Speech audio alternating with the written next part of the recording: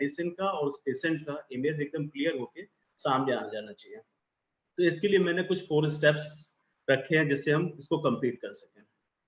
तो पहला स्टेप 1 है जो केस टेकिंग में 83 टू 104 एफोरिज्म अगर ऑर्गन में पढ़ा होगा कि उसमें केस टेकिंग के बारे में बताया है। 1 यूजुअली 83 और 84 में जो डॉक्टर हैनीमैन ने बताया कि doctor is the silent observer. जब पेशेंट हमारे पास आता है तो पेशेंट अपनी कंप्लेंट जब बता रहा है तो हमें उसकी चुपचाप ध्यान से बस नोट डाउन करते रहना चाहिए। पेशेंट बोला कि सर दर्द हो रहा है, खांसी आ रही है, जुकाम हो रहा है, बुखार हो रहा है, कंटिन्यू वो बोलता चला जा रहा है, वी शुड नोट डाउन, बीच में इंटरप्ट नहीं करना चाहिए। क्योंकि डॉक्टर हैनीमैन ने 84 एवरेज में लिखा है, client every interruption breaks the train of thought of the narrator and all they said at first does not again occur to them in precisely the same manner। जो patient जो उसके thoughts हैं continuously चलता चला आ रहा है, वो उस समय बोल रहा है, अगर ब्रेक कर दिया तो वो भूल जाता है। तो बेटर ये है कि पहले जो बोल रहा है उस जस्ट लाइक जैसे कि मैं जब पेशेंट देखता हूँ तो अगर पेशेंट आया कि दस्त हो रहा है, खांसी हो रही है, पेट दर्द हो रहा है, तो जैसे पेशेंट थोड़ा रुकता है तब भी मैं उससे एक क्वेश्चन और पूछता हूँ कि और कोई दिक्कत तो नहीं है। तो फिर वो सोचता है तो बोलता है कि हाँ थोड़ा बहुत फीवरिश भी लग रहा है, थोड़ा सा भूख कम हो गई है। तो ये सारा क्या होता है कि जो वो सोच रहा है आसपास जितना सारे सिम्टम निकल के आ गया। तो हम जब ये सारा पिक्चर निकलता है तब हमको अगले स्टेप पे जाना चाहिए।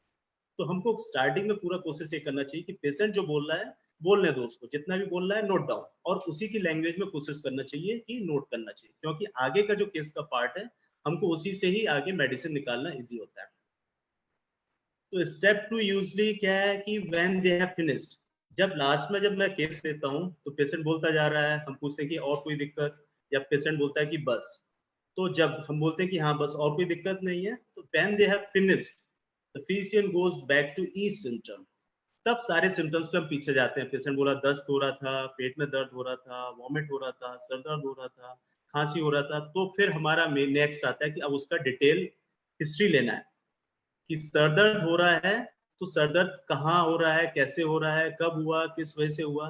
क्योंकि अगर सर दर्द हो रहा है और सर दर्द के लिए मैं कोई दवा दे दूं, जैसे सर दर्द हो रहा है तो सर दर्द में बेलाडोना, ऐसे नहीं, या फिर लेक्सेस कुछ भी दे दिया या ग्लोनाइन दे दिया, ऐसे नहीं। सर दर्द हो रहा है, अगर हम रिपर्टरी में जाएंगे, सर दर्द में खोलेंगे तो लगभग 400-500 मेडिसिन।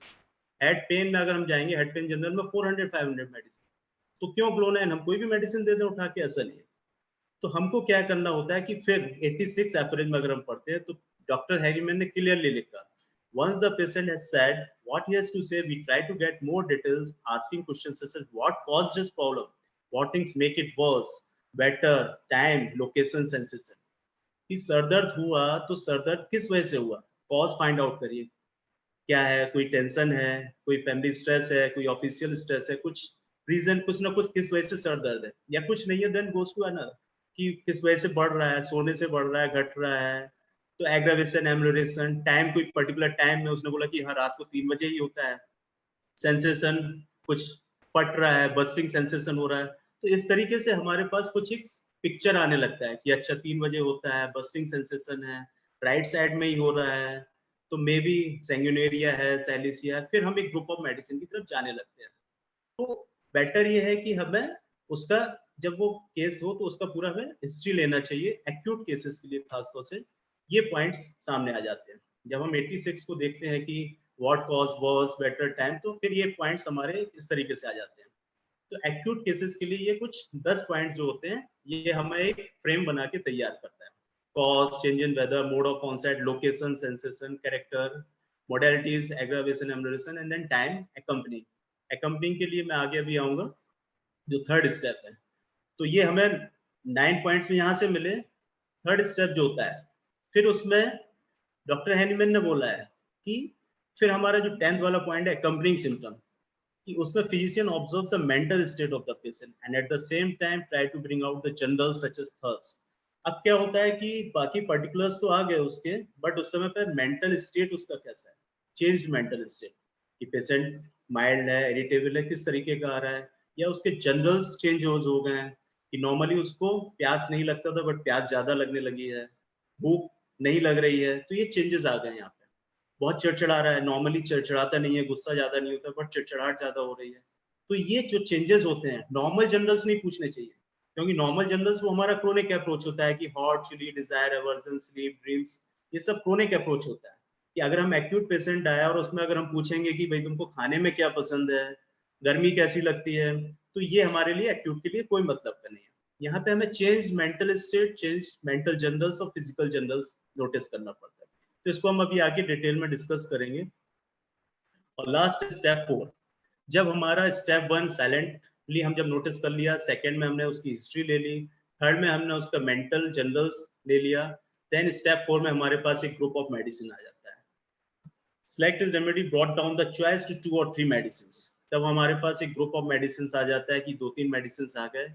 तो ये जो स्टेप 4 है, इसमें हमारा काम होता है कि direct question in step 1 to 3 of case taking नहीं लेते हैं, लेकिन इसमें हम डायरेक्ट क्वेश्चन पूछते हैं कि जस्ट हमारे पास ब्रायनिया आ गया, जलसीमियम आ गया, पल्सटिला आ गया, हमने केस को रिपर्टराइज किया और हमारे पास ये मेडिसिन आ गया।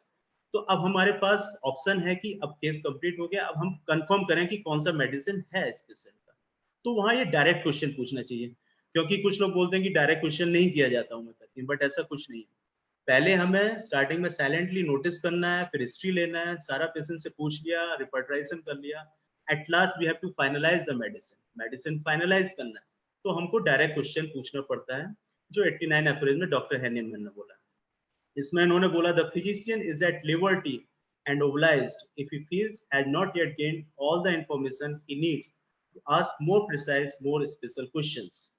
तो अब वो अपने तरफ से कुछ जो भी उस मेडिसिन से रिलेटेड है क्वेश्चंस पूछ सकता है। तो ये हमारे 4 स्टेप्स थे जो केस टेकिंग में हेल्प करते हैं। तो हमारे पास पॉइंट्स आ रहा है। अब बात आते हैं कि एक्यूट डिजीजेस कितने तरीके की होती हैं, तो ये भी हम एक क्लियर कर लें इस चीज को।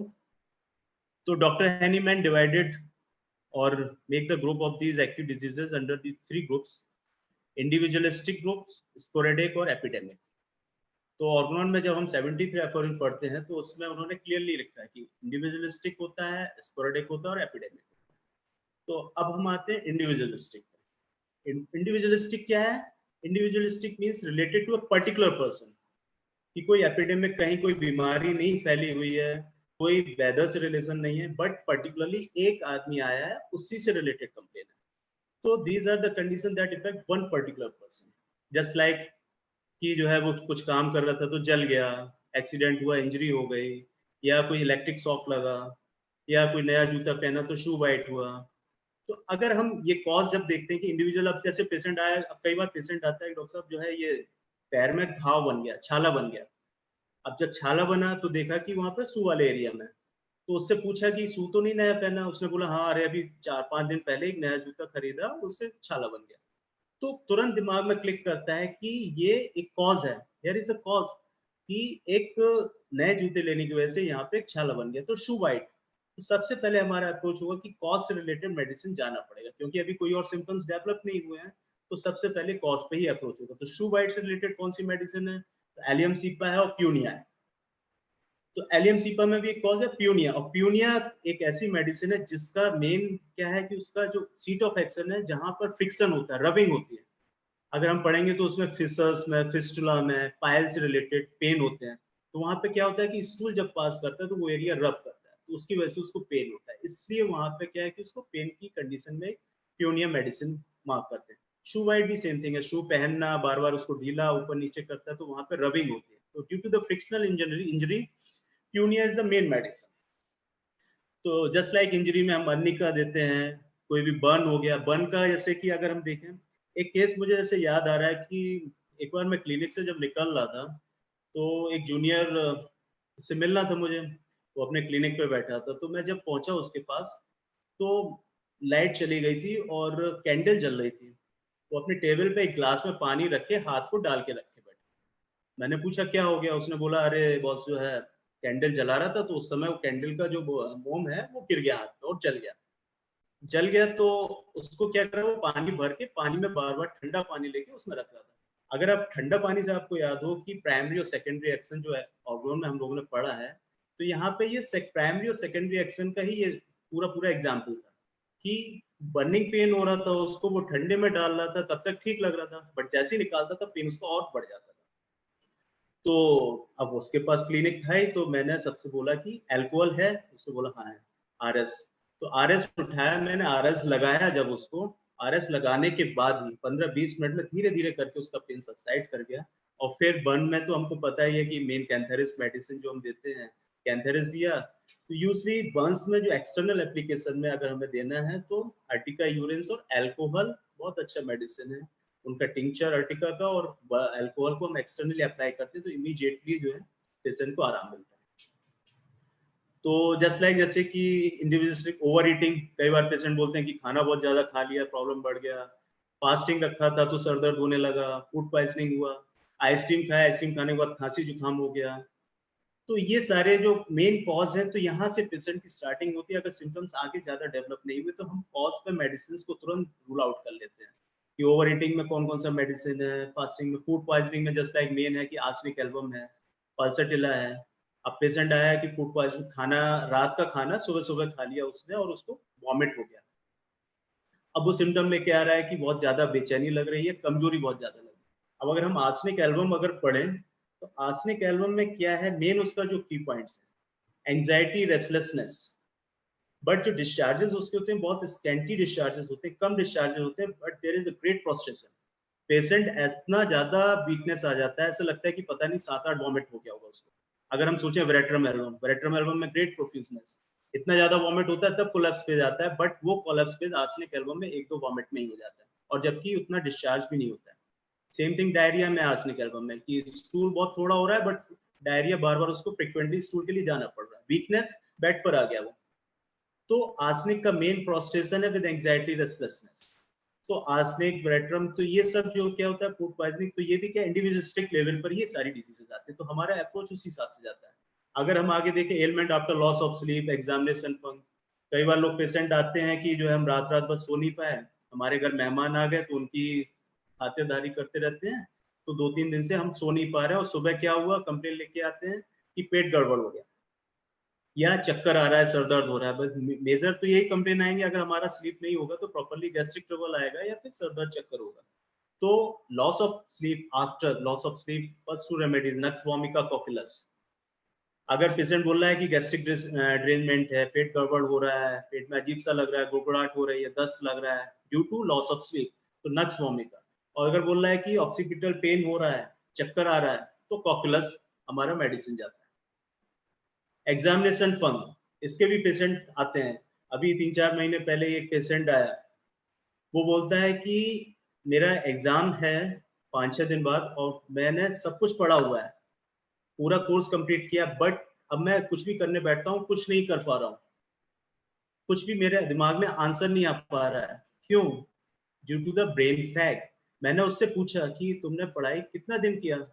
बोल रहा है कि मैं कंटिन्यूअसली पढ़ाई कर रहा हूँ 7-8 दिन से। तो जब उसने बोला 7-8 दिन से पढ़ाई कर रहा है, और वो किस फेज में आया था, वो एकदम डल फेज में आया था, कह रहा था कि पता नहीं मैं पेपर में कुछ कर पाऊंगा, बहुत डिप्रेस था, रोता हुआ सा था कि मेरे को क्या हो गया है ये एकदम से। उसकी मदर साथ में आई, वो बोले कि पता नहीं सर इसको क्या हो गया है, और ये इतना पढ़ रहा है, मैं 12-12, 13-13 घंटे पढ़ रहा है, लेकिन ये इतना परेशान है कि सोच रहा है, कह रहा है कि मैं फेल हो जाऊंगा।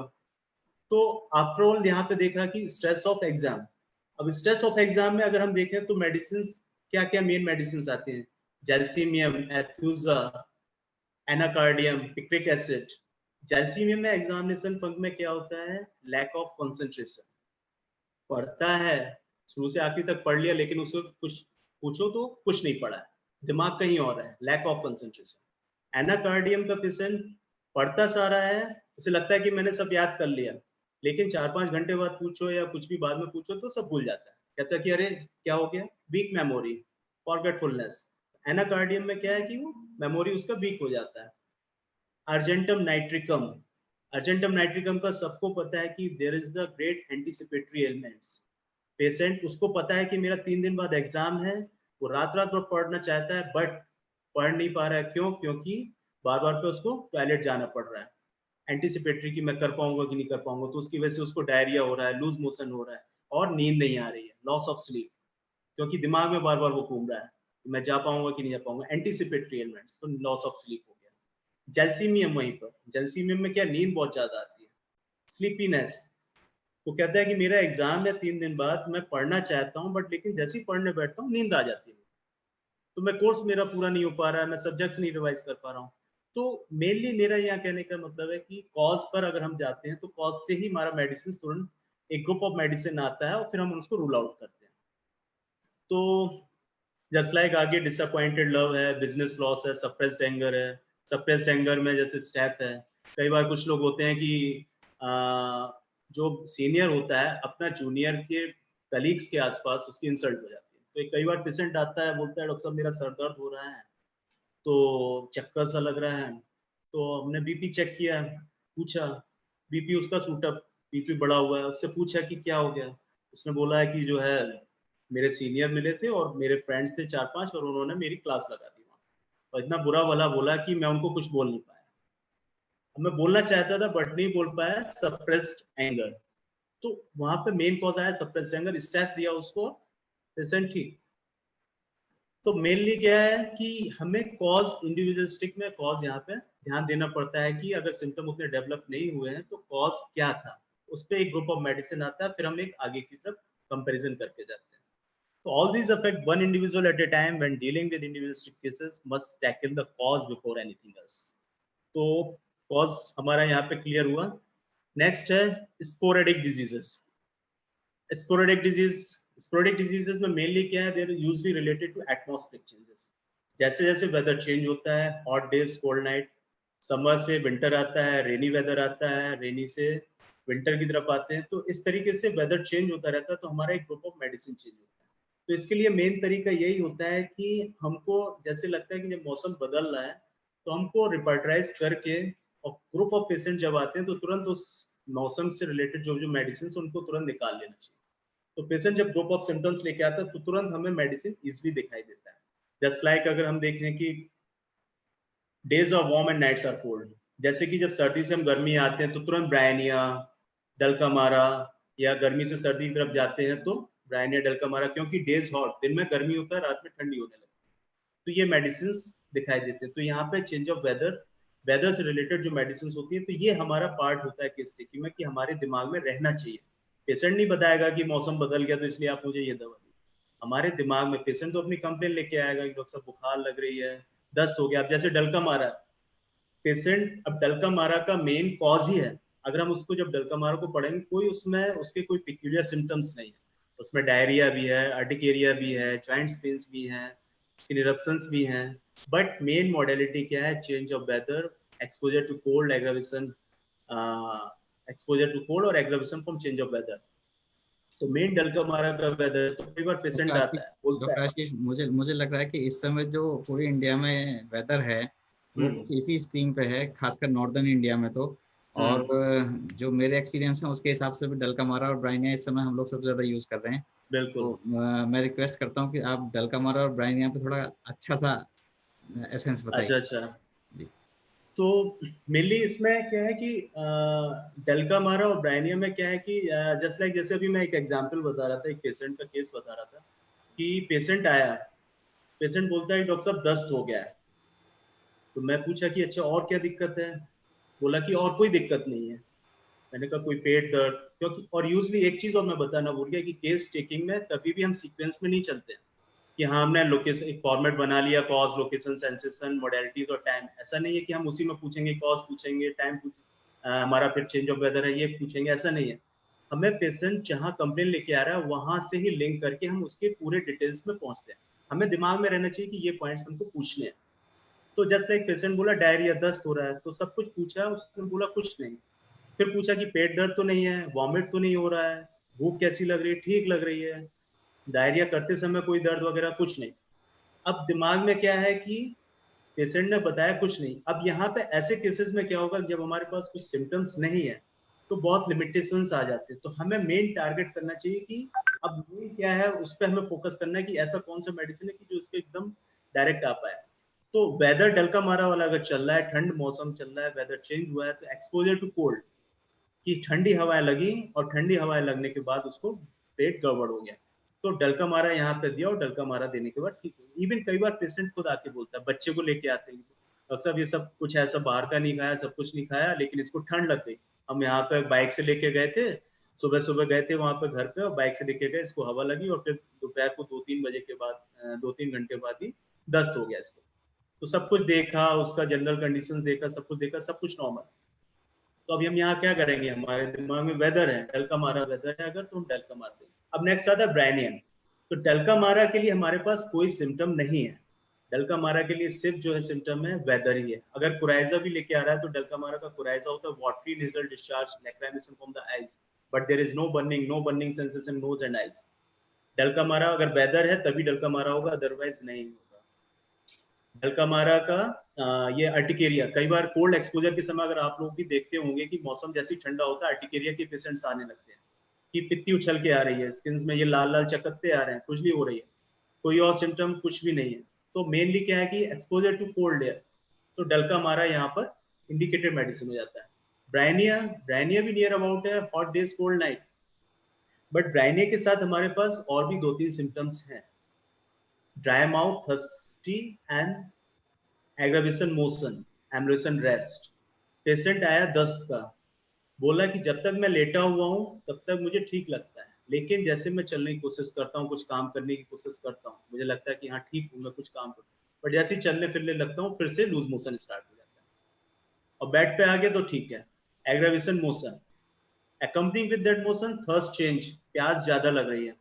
लेकिन इसमें ब्रायनिया में एक चीज नोटिस करने वाली बात है कि ब्रायनिया में भी ड्राई माउथ थर्स्टलेस होता है। कई बार पेशेंट बताता है कि मौसम यही है लेकिन प्यास नहीं लग रही होती, तब भी हमको ब्रायनिया एक बार नोटिस करना पड़ता है। दूसरा जैसे कि ब्रायनिया में क्या है कि एग्रावेशन मोडेलिटी और एग्रावेशन प्रेशर, इसका जो पेन होता है एब्डोमिनल पेन है, अगर अपेंडिसाइटिस के केसेस आते हैं कई बार, पेन राइट इसमें एब्डोमेन में पेन लेके आते हैं, कहते हैं कि जो पेन हो रहा है सीवियर पेन हो रहा है, वॉमिट हो रहा है, सब कुछ हो रहा है, फीवरिश लग रहा है, तो प्रेशर से रिलीफ मिल रहा है। तो मेनली यहाँ पर क्या है कि ब्रायनिया ही फर्स्ट इंडिकेटेड मेडिसिन है। अपेंडिसाइटिस में अगर हमें सोचना है तो ब्रायनिया है, फॉस्फोरस है, आयरिस वर्सिकुलर आयरिस टेनेक्स है, ये मेन दवाइयां हैं जो इसके लिए अपेंडिसाइटिस में यूज होता है।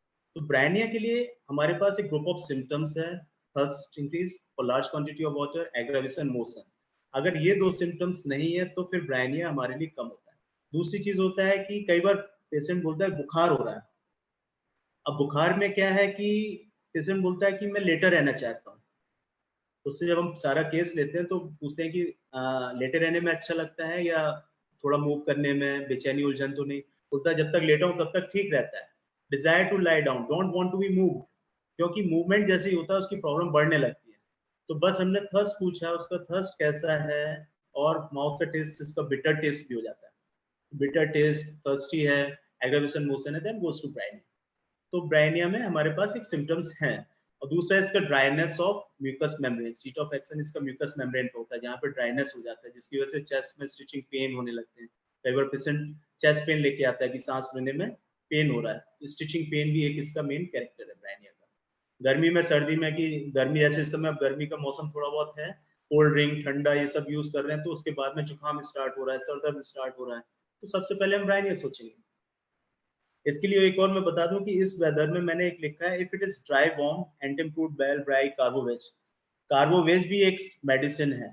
जब ये वेदर चेंजेबल होता है तो कई बार पेशेंट लेके आता है हॉर्सनेस, बोलता है कि मैं कपड़े पहने था लेकिन गर्मी बहुत लग रही थी, रूम के अंदर आया, एसी ऑन किया, और उसके बाद में 2-3 दिन बाद से क्या उसके गले में खराश होने लगा, हॉर्सनेस लेके आया वो। तो यहाँ पे क्या हुआ कि ओवर हीटेड फेज में आया वो, एक्सपोजर टू कोल्ड। कार्बोवेज का एक मेन कॉज है, ओवर हीटेड फेज में अगर आप एक्सपोजर टू कोल्ड होते हैं तो उसके बाद कार्बोवेज में सीधे थ्रोट में हॉर्सनेस आता है, पेन नहीं होता है और कोई सिम्टम नहीं, बट हॉर्सनेस स्टार्ट हो जाता है। तो ब्रायनिया की बजाय अगर हम कार्बोवेज देते हैं तो वो मोस्ट इंडिकेटेड मेडिसिन होता है। आगे हम कंटिन्यू करते हैं। तो स्पोरेडिक डिजीजेस में मेनली वेदर कंसीडर किया जाता है। वेट कोल्ड वेदर में रोडोडेंड्रोन, रस्टॉक्स, इन सब मेडिसिन में। ड्राई वार्म अगर वेदर है तो antim crud, bell, bryonia, carbo veg, glonoine, natrum carb, natrum mur. तो सन स्ट्रोक हुआ, धूप से सर दर्द हो गया तो ग्लोनाइन वगैरह आ गया। बेलाडोना में तो overall redness is the main indication of the belladonna. अगर कोई भी प्रॉब्लम होगा तो तुरंत रेडनेस, तो इन्फ्लेमेटरी जो साइन है कि रेड, वन की टू टच, छूने से टच लग, जो छूने से गर्म फील होता है। तो कोई भी प्रॉब्लम होगा उसको, कई बार फीवरिश फेज में पेशेंट चेहरा एकदम लाल लेके आता है, आंखें उसकी लाल होती हैं। कभी कभी सोर थ्रोट लेके आता है, जब हम थ्रोट चेक करते हैं तो एकदम लाल दिखाई देता है, बोलता है कि स्वालो करने में पेन है।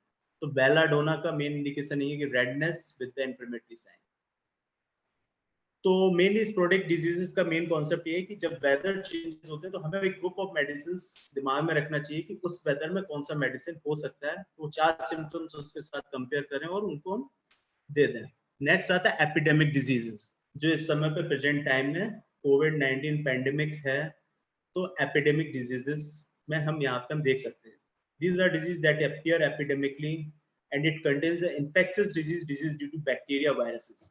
अब यहाँ पे बैक्टीरिया वायरल इन्फेक्शन हुआ, कोई चोट नहीं है, कुछ भी नहीं है, कोई बैक्टीरिया वायरस से एक्सपोजर हुआ और बॉडी में हमारे कोई इन्फेक्शन डेवलप हो गया, तब ये एपिडेमिक डिजीजेस बनने लगते हैं और वो फिर स्प्रेड होते जाते हैं।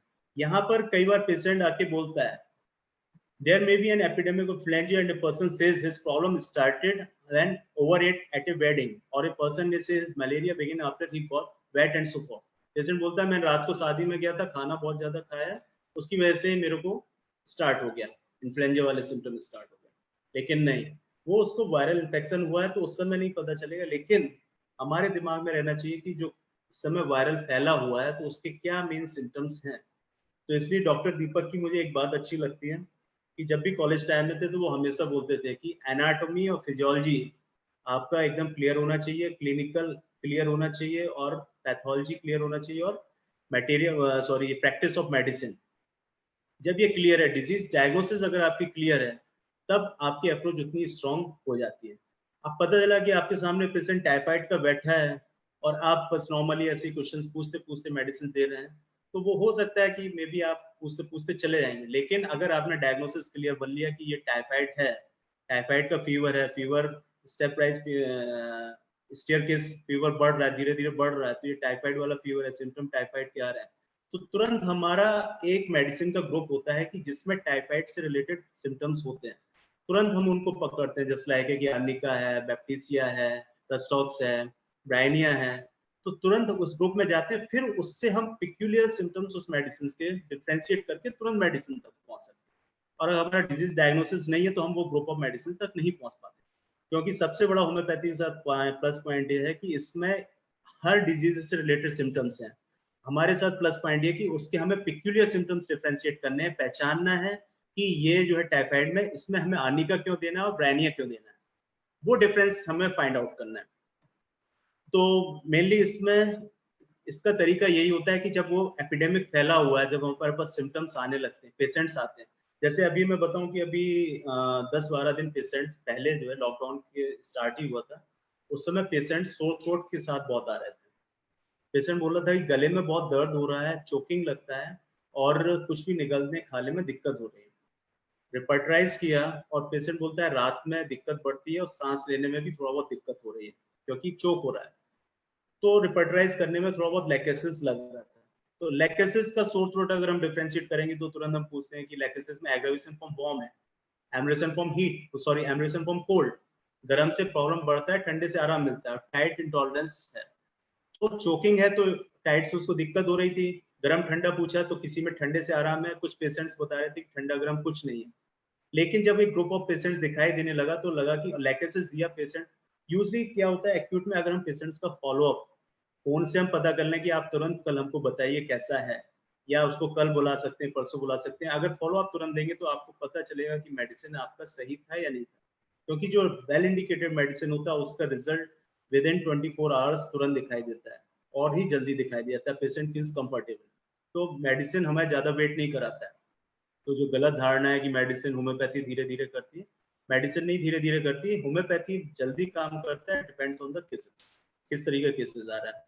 तो मेनली यहाँ पर तो सोर थ्रोट के लेके आ रहे थे, कुछ पेशेंट्स से राइट साइडेड थ्रोट पेन लेके आ रहे थे, तो उसमें राइट साइडेड में सेंक्रेस की मेडिसिन आ रहा था।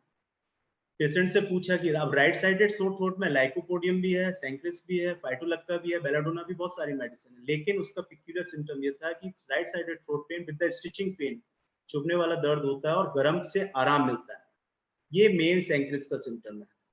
तो वहां पे कुछ पेशेंट्स को सेंक्रेस, जब बोला राइट साइडेड पेन लेके आ रहा है तो उसको सेंक्रेस देते थे तो वो ठीक होता था, पूरा गला लेके आ रहा है तो लैकेसिस, या लेफ्ट साइड लेके आ रहा है तो देन लैकेसिस देते थे। तो ओवरऑल जो सोर थ्रोट के साथ इस समय आ रहे थे, काफी पेशेंट्स कवर हो रहे थे।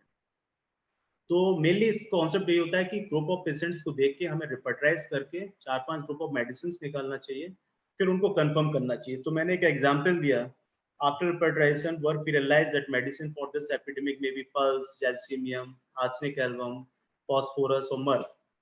तो अब जैसे ये 4 मेडिसिन आए, तो पल्स के लिए हमें तुरंत इजी है। पल्स में मेन क्या मॉडलिटी है, aggravation in the close room, warm room, खुली हवा अच्छी लगती है। फीवर लेके आएगा पल्स, पल्स में एक्सेप्शनल कंडीशन है, जनरली पल्स क्रोनिक के लिए हॉट होती है, बट इन एक्यूट पल्स में there is the chilliness. Fever के समय चिलीनेस होता है, फीवर के समय बहुत ठंड लगती है, उसको सीवियर ठंड लगती है। थर्स्टलेसनेस, तो थर्स्टलेसनेस हो, चिलीनेस हो, तो पल्स फर्स्ट मेडिसिन होता है। और अगर उसको कमरे के अंदर उलझन होता है, वो सोचता है कि खिड़की खुली हो, थोड़ी हवा है, तो पल्स तो वेल इंडिकेटेड मेडिसिन। कभी कभी इसका टेस्ट भी बिटर हो जाता है, बैड टेस्ट हो जाता है। जैल्सीमियम में भी थर्स्टलेस है, ड्राइनेस है, पल्स में भी है, बट पल्स में मॉडलिटी है एग्रावेशन वार्म रूम की, जल्स में नहीं है। जैल्सीमियम में चिलीनेस होगा, मॉडलिटी से कोई फर्क नहीं है, वो बिस्तर में लेटा रहेगा, गर्म ठंडे से कोई फर्क नहीं पड़ेगा। डलनेस जैल्सीमियम में बहुत ज्यादा आ जाती है, क्योंकि जैल्सीमियम में क्या है कि स्लीपीनेस, मेन इंडिकेशन इसका स्लीपीनेस, स्लोनेस, जो जिसको हम पढ़ते हैं, थर्स्टलेसनेस, चिलीनेस एंड स्लीपीनेस। तो जैल्सीमियम का पेशेंट एकदम डल फेज में चला जाता है। आर्सेनिक एंग्जियस रेस्टलेसनेस होता है। फास्फोरस का मेन एक्यूट जो भी होगा, फास्फोरस का मेन एक्यूट कंडीशन में Dzire for cold water. Patient में कोई उतना दिक्कत नहीं दिखाई देगा, लेकिन ठंडा पीने का बहुत मन करेगा उसको। और फिर फास्फोरस के जितने भी एक्यूट कंप्लेंट है, डायरिया है, कफ है, फीवर है, वॉमिटिंग है, सब में उसको ठंडा पीने का एक्स्ट्रा क्रेविंग होती है। ठंडा ठंडा पीना उसको बहुत अच्छा लगता है। Even cough aggravated from cold, but desire for cold, acute में उसको फास्फोरस में कोल्ड से बहुत अच्छा लगता है। मक्सॉल वी ऑल नो दैट सैलाइवेशन उसमें बढ़ जाता है, सैलाइवेशन है नाइट में एग्रेवेशन, और मक्सॉल में भी फीवर में ग्रेट चिलीनेस, क्रीपिंग चिलीनेस होता है, एकदम ठिठुरता है। तो ये इस तरीके से हम डिफरेंशिएट करके मेडिसिन को दे देते हैं।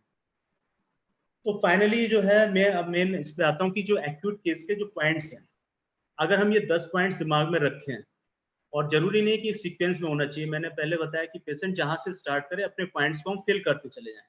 और इसमें मेन चीज है कि जरूरी नहीं कि सारे पॉइंट्स होने चाहिए, लेकिन हमारे पास अगर 4 पॉइंट्स भी आ गए उस मेडिसिन के, तो अभी हमारे लिए जस्ट लाइक डलकामारा अगर हम देखें, तो डलकामारा के लिए changes in weather is the most important symptom. अगर चेंजेस इन वेदर नहीं होगा तो डलकामारा कहीं से भी नहीं होगा, जबकि उसमें अर्टिकेरिया भी है, कोराइजा भी है, डायरिया भी है, आर्थराइटिस कंप्लेंट्स भी बढ़ जाते हैं उसमें। लेकिन अगर चेंजेस इन वेदर हटा देंगे तो डलकामारा नहीं हो। तो इसलिए जरूरी नहीं सारे पॉइंट्स हो, बट उस मेडिसिन के 4-5 सिम्टम्स उसमें इंडिकेशन दिखाई देने चाहिए। तो ये सारे पॉइंट्स हमारे लिए एक्यूट के लिए सफिशिएंट हैं, और इसी में हमारी पिक्चर लगभग क्लियर हो जाती है। अब मैं एक एक पॉइंट को थोड़ा सा डिटेल में डिस्क्राइब करूंगा जिससे क्लियर हो जाए। टाइम बता दिएगा डॉक्टर बॉस, अगर टाइम को दिक्कत है तो।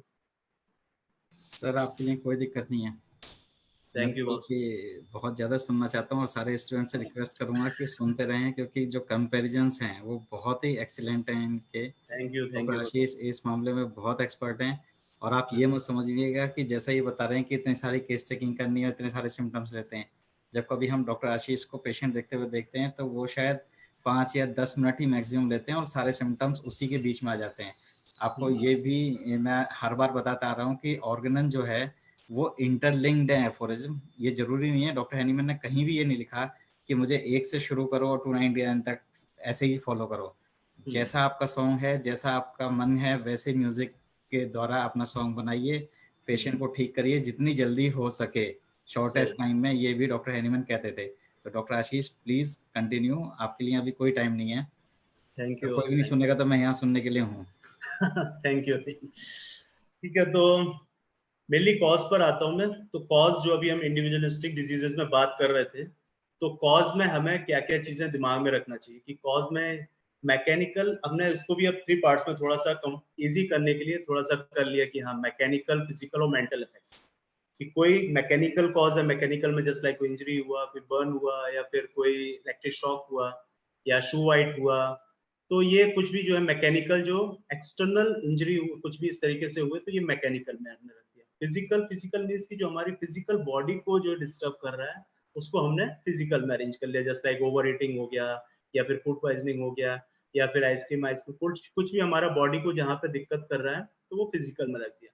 लास्ट आता है मेंटल अफेक्शन। मेंटल अफेक्शन जो मेंटल की वजह से हमारी बॉडी को डिटोरिएट कर रहा है, जस्ट लाइक अगर हम इसमें देखें कि इसमें तो नहीं डाला है, बट अगर हम एसिड फॉस देखें, एसिड फॉस का अगर एक सिम्टम है कि उसमें elements from the loss of the grief, loss of the loving person, तो एलिमेंट्स फ्रॉम ग्रीफ है, तो उसमें क्या है कि उसका कोई भी लविंग पर्सन है, डिसअपॉइंटमेंट होता है उसको, और वो जनरली एसिड फॉस क्या है कि मे बी फॉस्फोरस हो सकता है स्टार्टिंग में कि बहुत ज्यादा चीयरफुल है, एक्सट्रोवर्टेड है, लोगों से मिलना जुलना पसंद है, लेकिन जो उसका लविंग पर्सन है वो सडनली लॉस हो गया या डेथ हो गई, तो उसके बाद उसका जो फेज होता है एकदम डिटोरिएशन वाले फेज में आ जाता है। मेंटल शॉक हुआ, उसकी वजह से फिजिकली बॉडी उसकी एकदम वीक हो जाती है, एंड उसका जितना भी है aversion to work, aversion to company, aversion to society, सारी चीजों से उसको एवर्जन होने लगता है, लोनलीनेस उसको ज्यादा अच्छा लगता है। तो यहाँ पे जो एसिड फॉस है मेनली मेंटल इफेक्ट्स यहाँ पे हम बात करेंगे। तो elements after loss of sleep, examination from disappointment, disappointment love, just like अगर हम सोचे डिसअपॉइंटमेंट लव में नेट्रम यूर एग्नेसिया है, तो उसमें जो फेजेस आते हैं, कई बार पेशेंट आते हैं कि जो है स्टार्टिंग में डिसअपॉइंटमेंट लव का भी अगर कोई भी नॉर्मली पेशेंट है स्टार्टिंग में नहीं बताता है, वो मेनली हमारा केस टेकिंग का तरीका ही डिपेंड करता है कि कैसे हम वहां तक पहुंच सकते हैं। तो मेल केस टेकिंग में ये है कि हम पेशेंट से कितना ज्यादा अटैच हो सके, उसकी बातों में कितना ज्यादा उसको अपनापन दिखा सके कि हाँ वो अपनी सारी बातों को बता सके, तभी हम वेल मेडिसिन तक जा पाएंगे। तो जब उससे बात करते करते पता चलता है कि वो बताता है कि हाँ मेरी एक फ्रेंड है और उसके साथ ऐसे ऐसे उसने मेरे साथ धोखा दिया, तब से मेरे साथ ये जो है तुम सर भारी भारी होने लगा है, मुझे नींद नहीं आती है और हमेशा किसी चीज में मन नहीं करता है, तो there is the elements from the disappointment love. तब हम सबसे पहले इग्नेशिया सोचते हैं और फिर ये क्या कहते हैं नेट्रम सोचते हैं इस तरीके से। और फिर ये बिजनेस लॉस जैसे आया, बिजनेस लॉस में क्या होता है, कई बार पेशेंट्स फाइनेंशियली लॉस हो जाता है, बिजनेस स्टार्ट किया बिजनेस लॉस हो गया, तो बिजनेस लॉस में भी इग्नेशिया मेडिसिन एक फर्स्ट मेडिसिन है बिजनेस लॉस में, लेकिन उसमें ऑरमेड भी है, ऑरमेड में भी बिजनेस लॉस है। तो ऑरमेड का जनरली क्या होता है कि बहुत ज्यादा क्या कहते हैं कि वो बहुत ज्यादा वर्कोलिक पर्सन होता है, ऑरमेड काम बहुत करना चाहता है, लेकिन जब अगर सक्सेस नहीं मिलती है तो वो एकदम से अपने आप को गिव अप कर देता है, और गिव अप करना मीन्स कि लास्ट में उसे दिखाई देता है कि सिर्फ सुसाइड करो। तो अगर पेशेंट ऑरमेड के फेज में हमारे पास आया है कि हमारे साथ ऐसे ऐसे हुआ, मैंने इतना बड़ा बिजनेस खोला बट लॉस हुआ और मैं अब बस कुछ भी मन नहीं करता है, मैं मन करता है कि सुसाइड कर लूं, तो वो फिर हमारे लिए ऑरमेट हो जाता है। लेकिन अगर सुसाइड नहीं कर रहा है, कुछ भी नहीं बोल रहा है, बस सिंपली बोल रहा है कि किसी चीज में मन नहीं लग रहा है, सिर दर्द हो रहा है, हेडेक हो रहा है और लोगों के साथ अच्छा नहीं लग रहा है, तो फिर मे बी वो इग्नेशिया हो सकता है, सप्रेस्ड एंगर। तो मेनली कॉज हमारा यहाँ पे क्लियर होना चाहिए कि कभी कभी पेशेंट लेके आया कॉज से मेडिसिन रूल आउट होता है। चेंजेस इन वेदर तो अभी अभी हमने डिस्कस किया। आगे आता है मोड ऑफ ऑनसेट।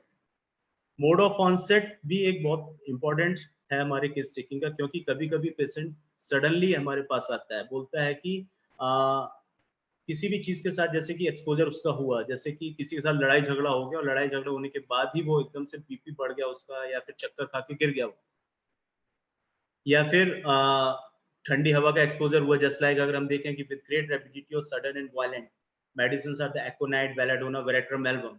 तो एकोनाइट का मेन ही पॉइंट क्या है कि सडन ऑनसेट, कि कोई भी उसको होता है तो प्रॉब्लम सडनली उसको होती है, कि बच्चा खेल रहा था, कई बार पेशेंट बोलता है कि पता नहीं डॉक्टर साहब क्या हुआ, दोपहर में ये बच्चा खेल रहा था और शाम को आते साथ इसको बुखार होने लगा और मौसम ठंडा था, तो अब ठंडा तो हमारे दिमाग में कि हाँ कोल्ड वेदर चल रहा है, बट पेशेंट आके बोलता है कि दोपहर तक ठीक था लेकिन शाम को आते आते एकदम से बुखार हो गया, तो तुरंत दिमाग में स्ट्राइक करता है कि कोल्ड एक्सपोजर हुआ उसको और कुछ नहीं है, तो तुरंत सबसे पहले हमें एक्ोनाइट पे जाना चाहिए। बेलाडोना भी हो सकता है, बट बेलाडोना के लिए क्या होगा कि बेलाडोना का क्या होगा कि इन्फ्लेमेशन ज्यादा कहीं बॉडी में दिखाई दे रहा है, कि रेडनेस ज्यादा आ रहा है, फेस पे अपीयरेंस उसका रेड, एकदम हाथ पर लाल हो रहे हैं उसके, छूने से बॉडी काफी हीट कर रही है, ठंड लग रही है, तो फिर मे बी बेलाडोना हो सकता है। लेकिन एक्ोनाइट में क्या है, रेस्टलेसनेस भी ज्यादा है, परेशान बहुत होता है, बहुत ज्यादा परेशान होता है, एंग्जाइटी बहुत ज्यादा है। वेरेट्रम एल्बम, वेरेट्रम एल्बम में भी सडन होता है। मेनली क्या होता है कि कोई भी इंफेक्शन हुआ, जस्ट लाइक वेरेट्रम एल्बम में भी क्या है कि जैसे कि ये इसका अपेंडिसाइटिस का है, वॉमिट होगा एकदम सडनली, जो है फोर्सफुल वॉमिट होता है, तो फोर्सफुल वॉमिट हुआ, बहुत ज्यादा वॉमिट हुआ, वॉमिट होने के बाद क्या हुआ, पेशेंट कोलैप्स वाले फेज में आ गया। तो कोलैप्स फेज में आया तो वेरेट्रम एल्बम का मेन इंडिकेशन यही है कि cold extremities with the cold sweat on the forehead, इसके फोरहेड पे पसीना आ जाता है। कई बार क्या है कि इसमें फीवर में तो वेरेट्रम एल्बम में मैंने नहीं दिया, बट मुझे अपने बेटे का केस याद है, क्योंकि वो घर में ही था, तो क्या हुआ कि वो उसको करीब ऐसे ही 2 साल के आसपास था, उसको फीवर हुआ। अब फीवर हुआ तो उसको मैंने देखा कि उसके फोरहेड पे पसीना हो रहा था। तो अब फोरहेड पे पर्सपायरेशन और फीवर था और एकदम डल था वो, तो मुझे बस वेरेट्रम एल्बम ही दिखाई दिया कि ये तो cold sweat on the forehead है, तो वेरेट्रम देख के देख लेते हैं, क्योंकि और कोई मेडिसिन समझ में नहीं आ रहा था। तो वेरेट्रम एल्बम दिया और दूसरे दिन उसका फीवर डाउन हो गया। फीवर में भी ये भी एक अच्छा टॉपिक है। फीवर में यूजली मैं आपको एक छोटा सा चीज बता दूं, फीवर के लिए कोई स्पेसिफिक मेडिसिन नहीं है कि फीवर है तो हम फीवर के लिए दे दें। हाँ, अगर फीवर विदाउट एनी सिम्टम आ रहा है तब हम पैराजिन या ये सैलिसिया वगैरह ये मेडिसिन दे सकते हैं, बट यूजली पैरोजिन लगभग पेशेंट्स का पिक्चर क्लियर कर देता है कि अगर टेम्परेचर बढ़ता चला जा रहा है, कोई सिम्टम नहीं आ रहा है 100 to 103, तो जो पैरासीटामोल जो देते हैं उनसे बेटर है कि पैरोजिन दें, तो टेम्परेचर थोड़ा डाउन आता है और पिक्चर क्लियर आ जाती है, नेक्स्ट मेडिसिन हम देने में इजी हो जाता है। तो और जो इंडिकेटेड मेडिसिन होता है उसमें टेम्परेचर बहुत जल्दी डाउन भी होता है। तो वेरेट्रम एल्बम में मेनली यही है कि coldness of the extremities, pulse slow हो जाता है और cold sweat on the forehead, और इसके साथ इसकी थर्स्ट फॉर कोल्ड वाटर की भी होती है। और अभी थर्स्ट फॉर कोल्ड वाटर मैंने बताया कि फॉस्फोरस में भी होता है, बट फॉस्फोरस और वेरेट्रम में दोनों में डिफरेंस है कि वेरेट्रम एल्बम में कोलैप्स वाली फेज में जाता है, एकदम डल हो जाता है, बट फॉस्फोरस का पेशेंट आपके सामने बैठेगा और बोलेगा मुझे कोई दिक्कत नहीं लग रही है, लेकिन हाँ टेम्परेचर बढ़ा हुआ है, फीवर बढ़ा है, बाकी मुझे कोई दिक्कत नहीं, मैं अपना काम कर सकता हूँ। तो but desire for cold water phosphorus उधर भी है और इधर भी है, तो डिफरेंस सिर्फ यहाँ पे कि दोनों का स्टेट जो है वहां चेंज हो गया। फिर कुछ मेडिसिन होती है स्लो ऑनसेट, कि जो सिम्टम्स आने स्टार्ट होते हैं 2-3 दिन बाद आते हैं, जस्ट लाइक है कि ब्राइनिया है, जैल्सीमियम है, एंटिमटार्ट है, ये सब है। अगर हम एंटिमटार्ट का बोलें कि अभी एक्सपोजर हुआ, एंटिमटार्ट का सिम्टम नहीं आएगा, क्योंकि एंटिमटार्ट में मेनली रेटलिंग चेस्ट है, न्यूमोनिया वाला फेज आता है, म्यूकस फॉर्मेशन होने लगता है, तो एंटिमटार्ट है, एपिकॉक है, ये सब 2-3 दिन के बाद आते हैं इनके सिम्टम। तो रेटलिंग चेस्ट है, जैल्सीमियम है, ब्राइनिया है। तो एंटिमटार्ट से एक चीज याद आया कि अभी जो जैसे कि ये कोविड है, तो इस समय एंटिमटार्ट भी बीच बीच में आ सकती है, क्योंकि मेनली इसमें क्या निमोनिया वाला फेज आता है, तो पेशेंट क्या है कि म्यूकस रेटलिंग चेस्ट है बट डिफिकल्ट टू एक्सपेक्टोरेट, लेकिन इसके साथ एक सिम्टम है डिस्निया। पेशेंट कई बार बोलता है कि अंदर सिम्टम म्यूकस है बट निकाल नहीं पा रहा है, और उसके साथ उसकी सांस भी फूल रही है, रेस्पिरेटरी रेट बढ़ा हुआ है, तब हमारी मेडिसिन हो जाती है एंटीमास। एंटीमार्स क्यों हो जाती है? एंटीमार्स इसलिए हो जाती है क्योंकि एंटिम का रैटलिंग चेस्ट है, बट आर्सेनिक का डिस्निया है, dyspnoea aggravation lying on and there is the great prostration, patient एकदम वीक है, बेड पे लेटा हुआ, उठने तक की उसकी हालत नहीं है। तो यहाँ पे prostration of arsenic with dyspnoea and rattling chest of the antim, then the antim ars is the main medicine, और अगर डिस्निया नहीं है तो फिर एंटिम टार्ट सफिशिएंट होता है। तो बोर्ड ऑफ कॉन्सेप्ट में मेनली हमें ये कंसीडर करना होता है कि कुछ वायलेंस के साथ जो सिम्टम्स आए तो हमें वायलेंट वाली मेडिसिन सोचना पड़ेगा, अगर स्लोली डेवलप हुआ तो फिर हम उस मेडिसिन पे जाते हैं। नेक्स्ट पॉइंट है लोकेशन। लोकेशन भी एक इम्पॉर्टेंट पॉइंट है, क्योंकि कई बार पेशेंट लोकेट करता है कि किस जगह पे दर्द हो रहा है या किस पोजिशन में किस चीज में दर्द हो रहा है, कहाँ पे हो रहा है। Each remedy selects a particular place और a particular organ to act. हर मेडिसिन को जब भी हम पढ़ते हैं तो मेडिसिन का कहीं ना कहीं कुछ उसका सीट ऑफ एक्शन होता है। कोई भी मेडिसिन आप पढ़ लीजिए, जस्ट लाइक अगर हम एवी स्कैन देखें, फर्स्ट मेडिसिन बोरिक का एवी स्कैन, तो एवी स्कैन का सीट ऑफ एक्शन कहाँ है? गैस्ट्रिक सिस्टम पे, गैस्ट्रिक डिरीजमेंट, बहुत ज्यादा भूख लगती है, रेवेनस एपेटाइट, खाता जाएगा और फिर एकदम फुलनेस होगा एब्डोमेन, और देयर ड्यू टू फुलनेस उसको क्या होगा, शोल्डर पेन होने लगेगा, और शोल्डर पेन और चेस्ट पेन लेके आएगा, बोलेगा कि चेस्ट पेन हो रहा है ड्यू टू द गैस, मैंने बहुत ज्यादा खाना खाया। अब चेस्ट पेन हम हार्ट का सोच सकते हैं, क्योंकि हार्ट का चेस्ट पेन हो सकता है, बट यहाँ पे क्या है, गैस्ट्रिक कंप्लेन की वजह से उसने बहुत खाया, भूख ज्यादा किया, तो एपेटाइट ज्यादा होने की वजह से उसको चेस्ट पेन स्टार्ट हुआ, तो एवी स्कैन हो सकता है। तो एवी स्कैन का जो सेंटर है गैस्ट्रिक सिम्टम्स पर है। हर मेडिसिन का सेंटर होता है, जस्ट लाइक अगर आप सोचें जैसे some remedies acts on the mucous membrane, कुछ मेडिसिन का म्यूकस मेम्ब्रेन पे होता है, कुछ जस्ट लाइक ब्राइनिया है उसका म्यूकस मेम्ब्रेन में, एंटिमटार्ट का म्यूकस मेम्ब्रेन, मसल्स टेंडन्स में जैसे कॉस्टिकम हो गया, जैल्सीमियम है उसका मसल्स पे है, और कुछ रेमेडीज जैसे कि अब राइट साइडेड है, कुछ लेफ्ट साइडेड है, तो हम लोकेशंस मेनली अगर हम रूल आउट कर सकते हैं उस एक्यूट सिम्टम्स के साथ, तो वो और हमें ग्रुप ऑफ मेडिसिन तक इजिली पहुंचाता है। जैसे एक मैंने एग्जांपल दिया कि पेशेंट आया सर दर्द हो रहा है, अब सर दर्द में अगर हमने पूछ लिया कि कहाँ ज्यादा सर दर्द हो रहा है, तो उसने बोला राइट साइड, तो राइट साइडेड फिर हम लोकेशन विद एक्सटेंशन पूछते हैं कि पीछे से आगे आ रहा है, आगे से पीछे जा रहा है, या फिर कहीं और जा रहा है, पूरे में फैल रहा है, तो तुरंत मेडिसिन आते हैं कि राइट साइडेड में कौन कौन सा है, सैंगुनेरिया है, सैलिसिया है, तो ये सारे मेडिसिन को फिर क्लियर करते हैं। लेफ्ट साइडेड में तो लेफ्ट साइडेड में कौन सा मेडिसिन है, स्पाइजीलिया मेडिसिन है। और फोरहेड में पेन हो रहा है तो फोरहेड में क्या है, प्रूनस है, लेक्टेल है, कौन सा मेडिसिन है उनको। ऑक्सीपिटल रीजन में है तो फिर कौन सा है, सैलिसिया है या पिक्रिक एसिड है। तो मेनली लोकेशन से रूल आउट करते हैं। जैसे एक एग्जांपल दिया मैंने सोर थ्रोट का, पेशेंट बोलता है कि गले में दर्द हो रहा है, निकलने में दिक्कत हो रहा है, बहुत इजी है, बहुत इजीली। एक्चुअली क्या स्टार्टिंग में हमको थोड़ा सा प्रैक्टिस करना पड़ता है, लेकिन पेशेंट बहुत इजी टू अप्रोच हो जाता है। पेशेंट आता है गले में दर्द हो रहा है, हम पूछते हैं और कुछ, गले से रिलेटेड खांसी जुकाम कोई और दिक्कत नहीं है, सिर्फ गले में दर्द हो रहा है, कुछ निकलने दर्द हो रहा है। फिर हम मेन आते हैं लोकेशन पे, कहाँ पे दर्द हो रहा है, तो बोलता है कि राइट साइड हो रहा है, तो तुरंत राइट साइडेड सोर थ्रोट में हमारे दिमाग में मेडिसिन आता है, एमआईएफ है, लाइको है, सेंक्रेस है, फाइटोलक्का है, बेल है। लेफ्ट साइडेड है तो लेफ्ट साइडेड में तुरंत दिमाग में मेडिसिन आ जाता है कि लेक्केन है, एमआईआर है, या फिर चिंको वाइलोवा है, सेवाडिला है। अब तुरंत जैसे उसने बोला राइट साइड है तो राइट साइड में ये मेडिसिन लाइको, एम्ब्रोसिन बाय वॉम्ब्रिंग। अब राइट साइडेड सोर थ्रोट में भी उसको टॉन्सिलाइटिस हो सकती है, फिर बात वही आती है डिजीज डायग्नोसिस की कि गले में उसको क्या है, फेरेंजाइटिस है, लेरिंजाइटिस है, या फिर टॉन्सिलाइटिस है, या कभी कभी डिप्थीरिया के केसेस आते हैं। तो ये सारी हमको रूल आउट करना है, लेकिन आफ्टर ऑल मेडिसिन का जो पिक्यूलियरिटी वही डिफरेंशिएट करता है कि हमें अब कौन सा मेडिसिन देना है। तो राइट साइडेड में ये सारा मेडिसिन आया, तो लाइको में एम्ब्रोसिन बाय वॉम्ब्रिंग, एमआईएफ में वार्म और कोल्ड का कोई खास रिलेशन नहीं है, बट हाँ कभी कभी उसका टंग मिलता है, yellow coating at the base of tongue, कभी कभी मिलता है, बट जनरली नहीं मिलता है। बट अगर राइट साइडेड है, कोई सिम्टम नहीं मिल रहा है, सलाइवेसा स्वालो करने में पेन होता है। मर्क ग्रुप का मेन सिम्टम है saliva, difficult to swallow the saliva और डिफिकल्टी इन एम्प्टी swallowing, ये मेन मर्क सॉल्व का है। अगर पूरा गले में बता रहा है तो मर्क सॉल्व हो सकता है, right sided difficult to swallow saliva, empty swallowing then MIF, left sided then MIF. फिर नेक्स्ट जैसे निकोलम, निकोलम भी राइट साइडेड है। निकोलम का केसेस कभी कभी ऐसे आते हैं कि पेशेंट बोलता है गले में दर्द हो रहा है, राइट साइडेड है, स्टार्टिंग में हमने मे बी लाइको या एमआईएफ दे के दिया, लेकिन आराम नहीं मिलता है, 3-4 दिन हो गए, बोला है कि गले का दर्द बना हुआ। जब पेशेंट आते तो हम जैसे चेक करने के लिए भी अगर हम उसको देखते हैं तो पेशेंट ऐसे करता है कि नहीं नहीं डॉक्टर साहब टच मत करिए, ऐसे गर्दन पीछे जाता है उसका, क्योंकि एग्रावेशन फ्रॉम टच, टेंडरनेस है, there is a tenderness in the right sided of the throat. तो niccolum is the first remedy for the tenderness in the right sided of the throat, aggravation from touch. तो niccolum देते हैं, उससे काफी cover हो जाते हैं। Left sided में लेकेसिस है, लेकेसिस एग्रावेशन फ्रॉम वार्म है, एम्ब्रोसिन कोल्ड है, पेन एक्सटेंड्स टू ईयर। अभी जैसे कि अभी मैंने बताया लेकेसिस के केसेस भी। एमआईआर का मेन सॉलोइंग एम्प्टी सॉलोइंग से है। सेवाडिला, सेवाडिला का मेन क्या है कि अगर कोराइजा के साथ है, स्नीजिंग बहुत ज्यादा, उसके साथ अगर थ्रोट आ रहा है तब सेवाडिला हो सकता है, अदरवाइज सेवाडिला नहीं है। तो बहुत सारी मेडिसिन, क्योंकि सेवाडिला की मॉडलिटी भी एग्रावेशन कोल्ड एम्ब्लोरेशन वार्म है, और लेग कैन में भी एग्रावेशन कोल्ड एम्ब्लोरेशन वार्म है। तो अगर स्नीजिंग या कोराइजा के साथ नहीं है तो फिर सेवाडिला के अलावा हम लेग कैन है और मेडिसिन पे जा सकते हैं।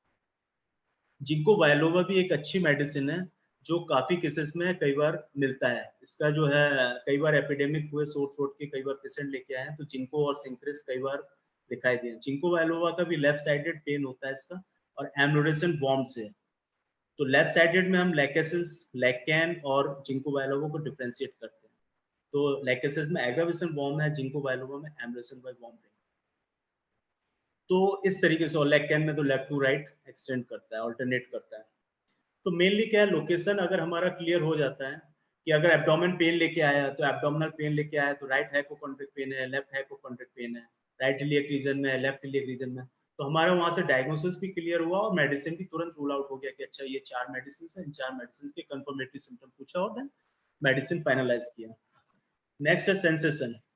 सेंसेशन भी एक इंपॉर्टेंट सिम्टम है। सेंसेशन क्या होता है कि पेशेंट बताता है, सेंसेशन हम देख नहीं सकते, बट पेशेंट अपनी लैंग्वेज में बताता है कि मुझको दर्द हो रहा है, कैसा दर्द हो रहा है, चुभन, स्टिचिंग पेन, खिंचाव वाला पेन हो रहा है, ड्रॉइंग पेन, जलन हो रहा है, बर्निंग पेन, स्प्लिंटर, कुछ फंसा फंसा लग रहा है, रॉनेस, छिला छिला लग रहा है, थ्रॉबिंग, पल्सेटिंग, टपकन जैसा लगता है, सोर लेम ब्रूज फीलिंग, जहाँ भी है कि शरीर में जो है ऐसा लगता है जैसे कि बहुत दर्द हो रहा है, मसल्स एकदम थक गई हैं।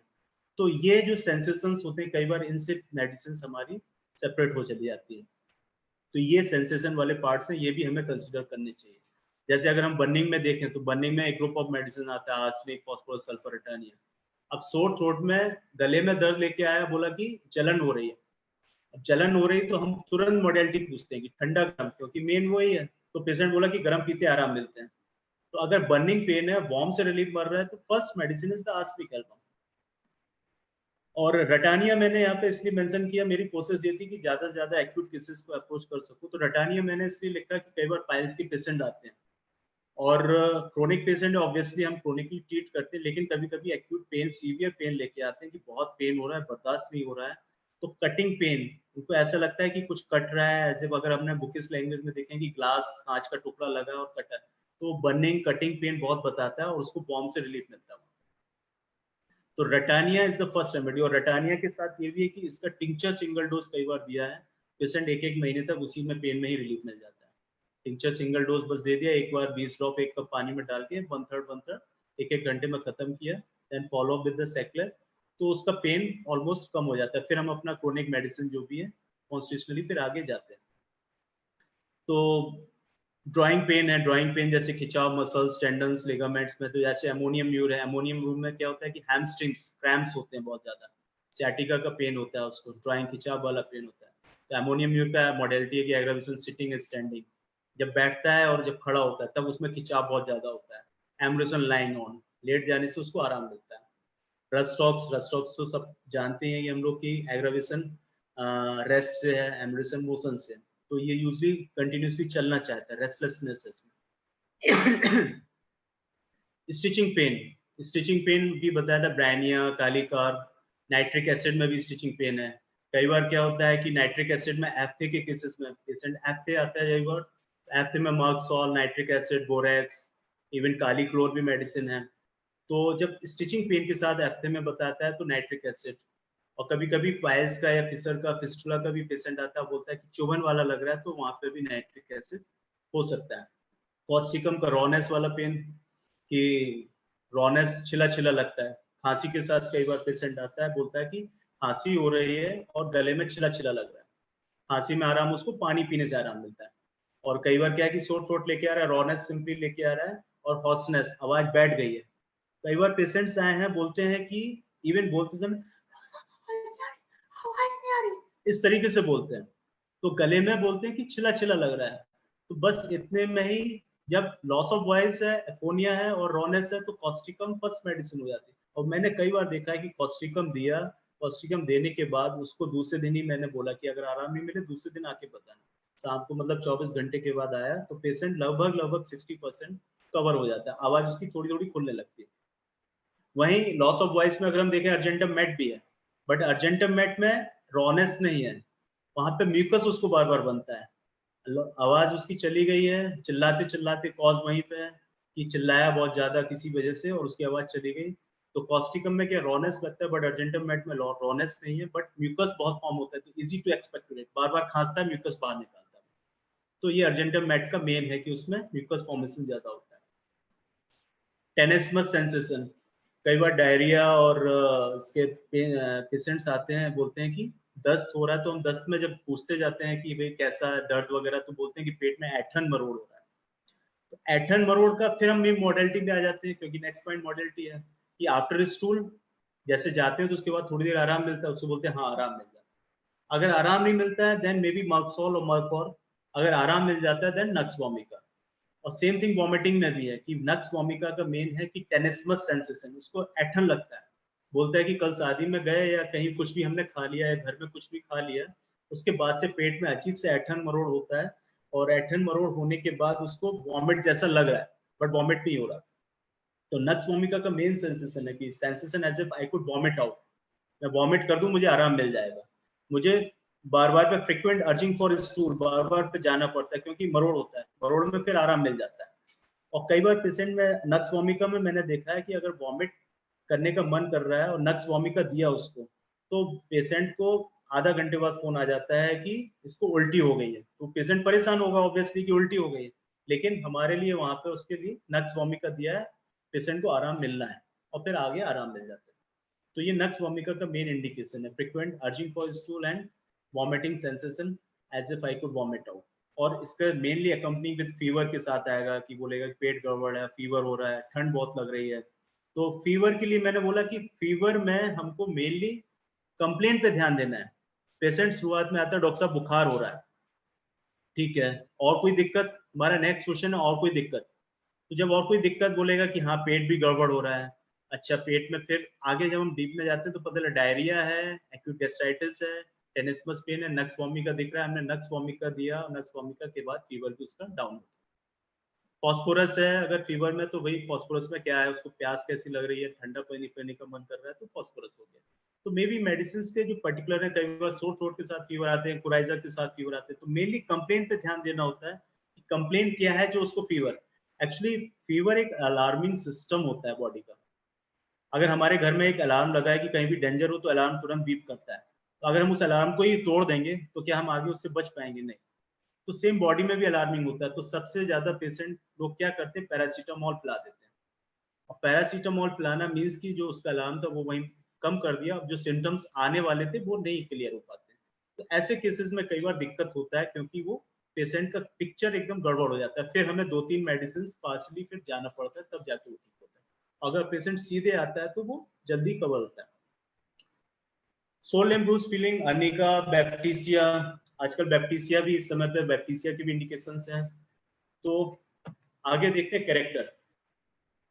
कैरेक्टर मेनली आता है कि अब कैरेक्टर जो पेशेंट में फिजिशियन ऑब्जर्व करता है, क्योंकि ऑब्जर्वेशन अभी क्या था कि सेंसेशन में पेशेंट बता रहा था, बट यहाँ कैरेक्टर में हम खुद ऑब्जर्व करते हैं। जैसे पेशेंट बोला डायरिया, दस्त हो रहा है, तो कैसा दस्त हो रहा है, हम उसमें क्वेश्चन करते हैं, कैसा है, पानी जैसा है या फिर पीला है, हरा है, बदबूदार है। कैरेक्टर कैसा है उसका? गशिंग है, जैसे गशिंग, गशिंग का मतलब क्या होता है कि एक ही झटके में हो जाना। तो गशिंग से याद आया कि क्रोटोनटिक है, ट्रोम्बेडियम है, और ये ग्रेसियोला है, गेम्बूजिया मेडिसिन। लेकिन ये मेडिसिन स्टार्टिंग में नहीं मिलते हैं। कई बार पेशेंट आया, फूड पॉइजनिंग हुआ, आर्सेनिक या पल्स जो भी है, लेकिन 2-3 दिन हो गए, उसका स्टूल कम नहीं हो रहा है। फिर पेशेंट फोकस करता है सिर्फ एक मेन सिम्टम पे आ जाता है कि डॉक्टर साहब जो जैसे ही मैं खाता हूँ, खाते ही साथ तुरंत मुझको भागना पड़ता है और एक ही झटके में हो जाता है। या कई बार बोलता है कि खाते खाते तुरंत मुझे जाना पड़ता है। तो हम उससे पूछते हैं कि कैसे एक ही बार में तुरंत होके बाहर आ जाते हो या फिर थोड़ा वेट करना पड़ता है? गशिंग मतलब है कि एक ही झटके में हो जाना। तो प्रोटोनटिक is the first medicine, aggravation eating and drinking immediately after. और ये भी अभी आजकल सीजन प्रोटोनटिक के बहुत मिले कि पेशेंट बोलता है डॉक्टर साहब डायरिया हो रहा है, पेट गड़बड़ हो रहा है, दस्त हो रहा है, और कुछ भी खाते हैं तुरंत जाना पड़ता है। तो उसमें सिर्फ एक क्वेश्चन पूछा जाता है कि एक ही झटके में हो जाता है? बोलता है कि हाँ एक ही झटके। तो प्रोटोनटिक में उतना ज्यादा पेन नहीं होता है, लेकिन गशिंग मेन उसका इंडिकेशन होता है। और कैसा है, कुछ में स्कैंटी होते हैं, जैसे आर्सेनिक में स्कैंटी डिस्चार्जेस है। आर्सेनिक का स्टूल ज्यादा नहीं होगा, ग्रेटरम में प्रोफ्यूजनेस है, और नक्स वोमिका में टेनिसमस के साथ में होगा। और ओडर, जैसे ओडर में बात करें, ऑफेंसिवनेस, कुछ मेडिसिन है जिसमें ऑफेंसिवनेस मार्क है, जैसे मार्कसॉल है, आर्सेनिक है, आर्सेनिक में भी बहुत बदबूदार होता है, ब्लैकिश स्टूल होता है। मार्कसॉल में भी बदबूदार होता है, लेकिन उसमें क्या होता है कि पेशेंट्स में सैलाइवेशन भी हो जाता है पेशेंट्स, और बाकी और भी थोड़ा बहुत वीकनेस की तरफ आने लगता है। और ऑफेंसिवनेस से भी एक ध्यान आया कि कई बार इंडिकेटेड मेडिसिन काम नहीं करते हैं। पेशेंट 4-5 दिन हो गए, 5-6 दिन हो गए, पेशेंट बोल रहा है कि डॉक्टर साहब दस्त में आराम नहीं मिल रहा है। फिर वही एक सिम्टम पे आता है कि बदबू बहुत आ रहा है। इवन अटेंडेंट कई बार बोलते हैं कि डॉक्टर साहब इसके जब भी ये जाते हैं बाथरूम में तो बदबू बहुत भयंकर आती है। तो जब हमने इंडिकेटेड मेडिसिन दी है, काम नहीं कर रहे हैं, तो फिर हमारा एक मेन मेडिसिन है ऑफेंसिवनेस का, सोराइनम। तो सोराइनम जब देते हैं तो सोराइनम देने के बाद ही पिक्चर उसका क्लियर हो जाता है। तो कभी कभी ये मेडिसिन इंटरकरेंट में हमको ऐसे जाना पड़ता है। तो जो वेल इंडिकेटेड मेडिसिन से काम नहीं कर रहे हैं तो फिर हमें डीप एक्टिंग मेडिसिन है, सल्फर है, सोराइनम है, फॉस्फोरस है, कुछ इस तरीके की मेडिसिन पर फिर जाना पड़ता है उनके मेन सिम्टम्स पर।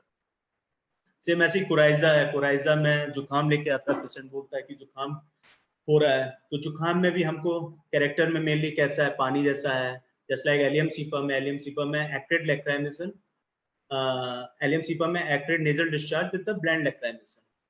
और उसी का उल्टा यूफ्रेसिया में कि आंख से जो है जलन होता है, पानी आता है नाक से। आर्सेनिक एल्बम का कैसा कुराइजा, आर्सेनिक एल्बम में भी बर्निंग सेंसेशन होता है, स्मार्टिंग सेंसेशन होता है नोज में, और उसमें भी वाटरी डिस्चार्ज होता है। लेकिन वहीं अगर कुराइजा स्टिकी है ऑब्स्ट्रक्टेड नोज है, थिक ग्रीनिश येलोइश है तो काली बाई मेडिसिन हो जाता है। तो कैरेक्टर से हम मेडिसिन को तुरंत पकड़ पाते हैं कि अच्छा ये मेडिसिन काली बाई का सिम्टम, काली बाई का कैरेक्टर है या आर्सेनिक एल्बम का। कई बार आर्स आयोड भी हो सकता है। आर्स आयोड में क्या है कि पेशेंट में एक्रिडिटी होती है with the greenish discharge. Kali Bai में एक्रिडिटी उतनी नहीं है, बट आर्स आयोड में, क्योंकि आयोडम जो ग्रुप मेडिसिन है, आयोडम का मेन जो डिस्चार्जेस होते हैं वो ग्रीनिश होते हैं। अब जितनी भी आयोडम की मेडिसिन पढ़ेंगे उसमें सब में जितने भी डिस्चार्जेस होंगे ग्रीनिश डिस्चार्जेस होते हैं। तो आर्स आयोड हो गया, कैलकेरिया आयोड हो गया, तो जितने भी हैं, तो आर्स आयोड हमारा आर्सेनिक कोराइजा और आर्स आयोड को जब हम पढ़ेंगे तो सेम है। एरम ट्रिफिलम का कोराइजा, एरम ट्रिफिलम में भी क्या एक्रिडिटी है, but desire to pricking the nose, prick करता है उसमें और वो बिल्कुल रगड़ डालता है, और यहाँ पे जबकि यहाँ नोज के पास में उसको एकदम से छाला बन जाता है। तो ये मेन इसका इंडिकेशन होता है एरम ट्रिफिलम का।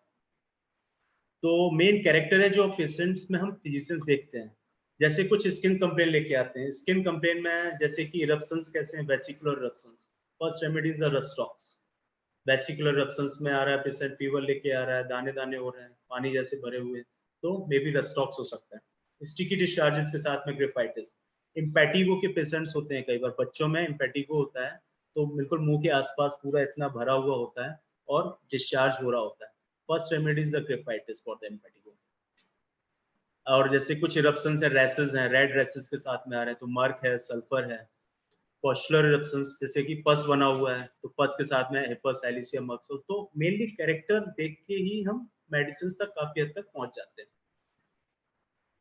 7 और 8 मॉडलिटीज हैं। मॉडलिटीज तो अभी हम डिस्कस किए, तो हर कंप्लेन का मॉडलिटी है कि जैसे कोराइजा अगर अभी दिमाग में आया, जैसे मैग्म्यूर है, तो मैग्म्यूर का कोराइजा का मेन इंडिकेशन है कि उसको alternate obstruction of the nose, alternate obstruction of nose से lac can first remedy, left से स्टार्ट होता है, then right, then left, alternate obstruction. Mag mur is also second remedy.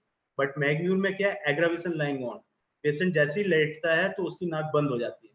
And desire for open air, ambulation in open air, खुली हवा में जैसे ही जाता है, कमरे से बाहर निकलता है, क्योंकि परेशान होता है, सोने के लिए लेटा है बट नाक बंद है, सो नहीं पाता है, जैसे ही बाहर टहलता है तो नाक खुल जाता है उसका।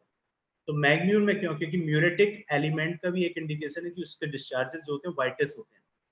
तो आप काली म्यूर है, नेट्रम म्यूर है, जितने भी आप मेडिसिन पढ़ेंगे उसमें वाइटेस्ट डिस्चार्जेस के साथ पढ़ेंगे। तो मैग्म्यूर में भी एक मेन कोराइजा का मेडिसिन है कि जब ऑल्टरनेट, और इसका एक मेन इंडिकेशन है कि discharges from the same nose, obstructed nose, जो नाक बंद है उसी से ही डिस्चार्ज होता है। ये एक इसका मेन इंडिकेशन है। तो कई बार इससे ही, और उसका एग्रावेशन लाइन, इससे मैग्म्यूर ऑल्टरनेट ऑब्स्ट्रक्शन यहाँ पे रूल आउट होता है। तो मॉडलिटी मेन होता है, कई बार कवरिंग डिजायर और एवर्जन, जैसे हिपस और रूमैक्स है। रूमैक्स का जैसे कफ है, उसको कफ एग्रावेशन फ्रॉम कोल्ड एयर, जैसे सर्दियों का जब मौसम आता है तो ठंडी हवाएं चल रही होती है, तो हम कमरे सारे बंद कर देते हैं, तो पेशेंट बोलता है कि डॉक्टर साहब रात भर सोते हैं तो कोई खांसी नहीं, जैसे ही सुबह उठते हैं, उठते ही साथ ही जैसे ही खांसी स्टार्ट हो जाती है, क्योंकि खिड़की खोले, हवा लगा। पल्स का उल्टा है, पल्स में क्या, aggravation in the close room, उस समय गर्म कमरा होता है। तो ये दोनों मेडिसिन बहुत क्लियरली दिखाई देती है उस समय, और यही 2-3 सिम्टम से ही तुरंत रूल आउट होते हैं। कमरे के अंदर खांसी, दिन भर मैं काम करता रहा, कोई खांसी नहीं आई, लेकिन घर के अंदर जैसे ही आया, कमरे बंद कमरे में खांसी शुरू हो गई, सो नहीं पाया। Pulsatilla, aggravation lying on, aggravation in the closed room. But in Rumex, aggravation in the open air. दिन भर खांसता रहा, कमरे के अंदर आया तो क्या, इवन उसमें क्या होता है, पेशेंट पूरा कवर करके सोता है कि जरा सी भी हवा नहीं जानी चाहिए, हवा नहीं गई, सो गया। तो मेनली क्या है कि relation with heat and cold ये भी क्लियर होने चाहिए। कुछ पेशेंट्स में ठंड बहुत ज्यादा लगती है, कवरिंग पसंद है, कुछ में नहीं है पसंद है, एवर्जन कवरिंग है। फिर मॉडलिटीज में पोजीशन की, aggravation lying on right side, left side, जैसे फॉस्फोरस है, फॉस्फोरस में राइट हाइपोकॉन्ड्रिक पेन होता है, कई बार लीवर के पेन पेशेंट्स लेके आते हैं, तो उनको राइट साइड लेटने से आराम मिलता है, तो amelioration lying on right side. Mag mur है, मैग्म्यूर भी लीवर रेमेडी है, बट उसमें राइट और लेफ्ट दोनों तरफ लेटने से आराम नहीं मिलता है। तो मेनली पोजीशन से भी काफी, जैसे कोलोसिंथ है, कोलोसिंथ में भी ambulation by pressure, acute colic लेके आता है पेशेंट, कई बार बोलता है कि कोलिक पेन हो रहा है डॉक्टर साहब, एकदम सडनली कुछ भी खाया उसने, खाना खाने के बाद ही कोलिक पेन, पेट दर्द स्टार्ट हो गया।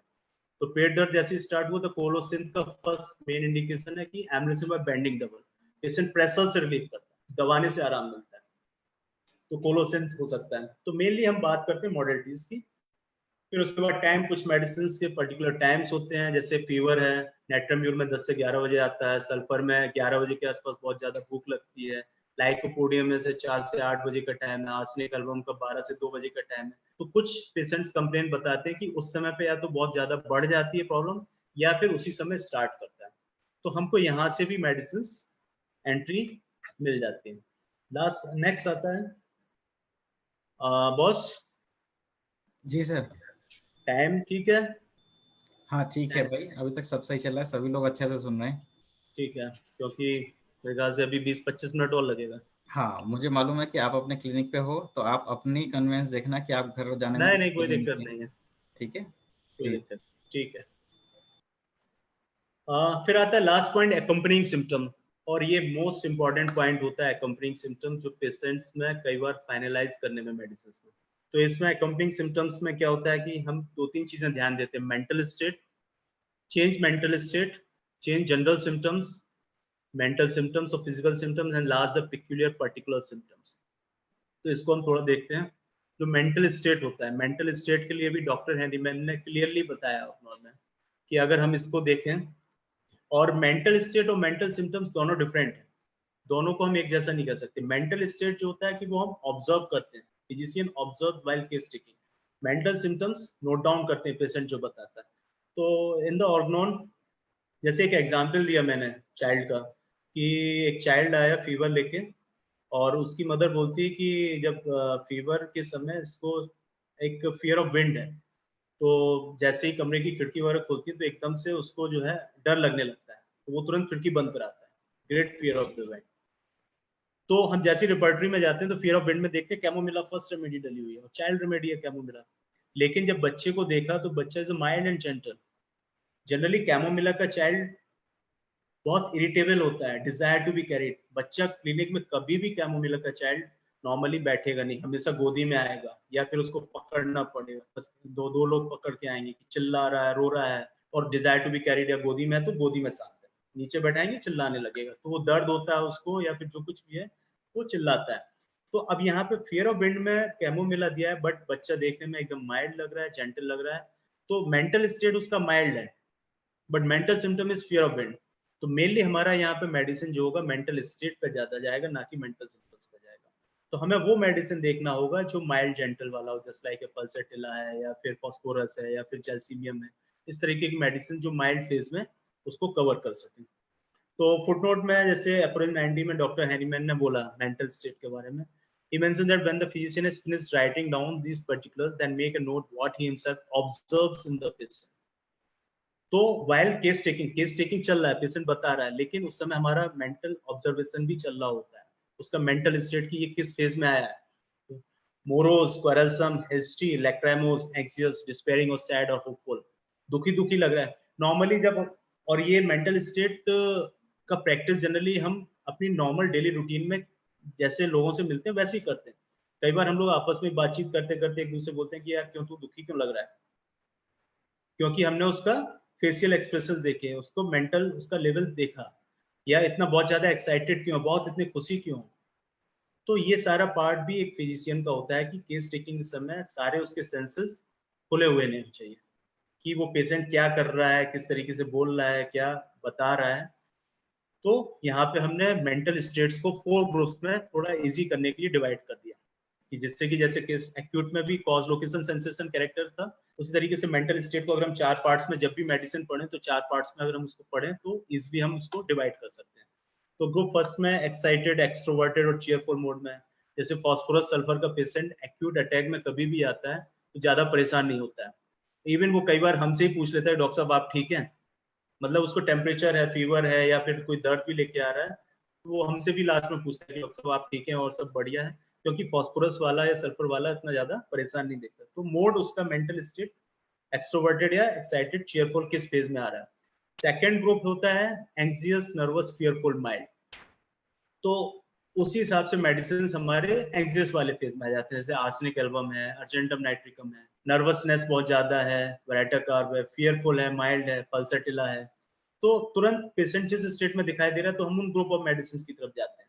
थर्ड ग्रुप में जैसे सैड डिप्रेस वाला हो गया, पेशेंट देखने में बहुत सैड है, बहुत दुखी दुखी है, तो इग्नेसिया हो गया, नेट्रम्यूर हो गया, एसिड पॉस हो गया, तो हम फिर उस फेज में जाते हैं, फिर उसकी कंप्लेंट्स के साथ एसोसिएट करके उस मेडिसिन की तरफ जाते हैं। ग्रुप 4 में एंग्री और इरिटेबल, बहुत चिड़चिड़ा रहा है, गुस्से में बहुत ज्यादा, तो ब्रायनिया है, bryonia don't want to be disturb, अगर उसको कुछ भी पेट दर्द या कोई भी फीवर या कोई भी प्रॉब्लम है, अटैक पड़ता है, वो don't want to be disturb, चिड़चिड़ाहट होती है उसके अंदर कि कोई मुझे डिस्टर्ब नहीं करे क्योंकि मेरी प्रॉब्लम बढ़ जाएंगी।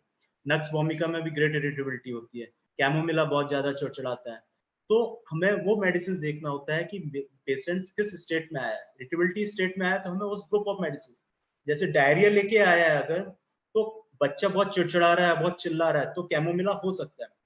बट अगर चिड़चिड़ा नहीं रहा है तो डायरिया में मे बी वो जैल्सीमियम, वो सॉरी पल्सेटिला हो सकता है, फिर एलोज हो सकता है, या फिर जो भी डायरिया की मेडिसिन है वो हो सकती है। तो मेनली मेंटल स्टेट हमें यहाँ पे ये ऑब्जर्वेशन होता है, physician observe these points while case taking, तो ये साथ ही साथ चलता है। फिर आगे आता है कि कुछ सिम्टम्स होते हैं और हम ऑब्जर्व करते हैं, have people around them, patient चाहता है कि उसके आसपास कुछ बच्चे हों, मतलब सॉरी कोई उसके साथ में हो, जैसे उसे फीवर है या कुछ भी है, कोई भी एक्यूट कंप्लेंट हो, वो चाहता है कि उसकी माँ उसके साथ में रहे, हाथ पकड़े हुए। Arsenic album, phosphorus, bismuth, silicea, तो ये जस्ट लाइक बिस्मथ से याद आया कि बिस्मथ का जैसे जो वॉमिटिंग है, बिस्मथ का एक पिक्यूलियर वॉमिटिंग है कि एक देखिए जो मैदा वाली चीजें खाने के बाद कुछ लोगों को वॉमिट हो जाता है, तो उसकी एक स्पेसिफिक मेडिसिन है बिस्मथ। और इसका एक मेन है कि एग्रावेशन फ्रॉम ये लिक्विड से वॉमिट हो जाता है, सॉलिड को रिटेन कर लेता है, तो कुछ भी लिक्विड लेता है वॉमिट आउट करता है। मेन थिंग इसमें क्या है कि सैलिसिया में भी सेम थिंग है कि लिक्विड रिटेन करेगा, सॉलिड वो सॉरी सॉलिड रिटेन करेगा, लेकिन लिक्विड वॉमिट करेगा।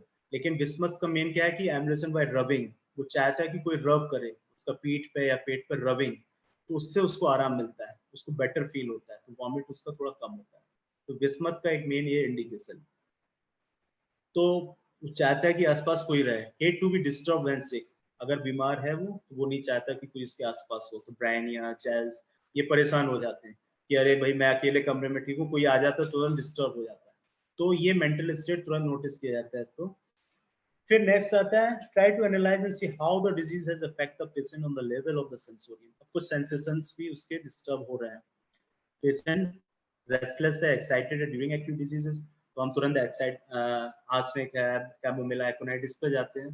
कुछ डल और लिस्टलेस, एकदम डल फेज में आ गए, बैप्टीसिया है, जैल्सीमियम है, अनिका है, ओपियम है, एथूजा, एथूजा का बेबी, न्यूबॉर्न बेबीज होते हैं, diarrhoea from the milk, baby diarrhoea milk से याद आया एक केस था। तो क्या होता है कि जो न्यूबॉर्न बेबीज होते हैं ब्रेस्ट मिल्क फीड कर रहे होते हैं, तो पेशेंट कंप्लेन करता है कि जब जब ये फीड करता है तब तब उसको फीड करते करते स्टूल पास हो जाता है, और फीड नहीं कर रहा है, स्टूल पास नहीं हो रहा, कोई सिम्टम नहीं है, बच्चा एक्टिव है, कोई प्रॉब्लम नहीं है, कोई डलनेस नहीं है। अब इसमें हम क्या करेंगे, ना तो आर्सेनिक है, ना सल्फर है, ना फॉस्फोरस, कोई इंडिकेशन नहीं देखा, सिर्फ और सिर्फ मॉडलिटी क्या है, एग्रावेशन ड्रिंकिंग मिल्क और drinking whatever things, but drinking है और इमीडिएटली स्टूल पासेस है। तो मेनली यहाँ पे एक मेडिसिन ट्रोम्बिडियम, ट्रोम्बिडियम में और कोई सिम्टम नहीं दिया है, छोटी सी मेडिसिन है, रेयर मेडिसिन है। तो ये सब मेडिसिन तब काम करते हैं जब पेशेंट्स बिल्कुल एक ही दो सिम्टम्स बता रहे होते हैं, तो ना हम आर्सेनिक सोच पाते हैं, ना ब्रायनिया सोच पाते हैं, ना जैल्सीमियम, क्योंकि उनके साथ बहुत सारे सिम्टम्स हैं। तो हमको ये मेडिसिन सोचना होता है कि जो स्पेसिफिक हो। तो एक बेबी को जब वॉमिट हो रहा है मिल्क फीड करते समय, सॉरी डायरिया हुआ, दूध स्टूल पास कर रहा है, तो ट्रोम्बिडियम दिया, ट्रोम्बिडियम देने के बाद पेशेंट कंप्लेन करता है कि इसको कॉन्स्टिपेशन हो गया। बच्चा कई बार कंप्लेन करके आते हैं, बताते हैं कि इसको जब से आपसे दवा लेके गए इसको कॉन्स्टिपेशन हो गया, स्कूल 2-2 दिन से पास नहीं किया, लेकिन उस कंडीशन में हम मेडिसिन नहीं देते हैं, फिर कुछ दिन बाद वो नॉर्मल हो जाता है। तो ये एक ट्रोम्बिडियम भी एक नेट मेडिसिन है। तो हम बात कर रहे थे यहाँ पर एथूजा, एथूजा में भी सेम है कि एथूजा जो न्यूबॉर्न बेबीज हैं मिल्क फीड कर रहे होते हैं, तो एथूजा का मेन सिम्टम्स क्या है कि aggravation milk, prostration after diarrhoea, और जैसे ही वो बच्चा कोलैप्स फेज में जाने के बाद फिर से स्लीपीनेस मोड के बाद जब उठता है तो अगेन एपेटाइट, उसको भूख लगने लगती है, फिर वो दूध मांगता है, और दूध जैसे लेता है फिर उसको डायरिया होता है और बच्चा फिर से सुस्त हो जाता है और सो जाता है।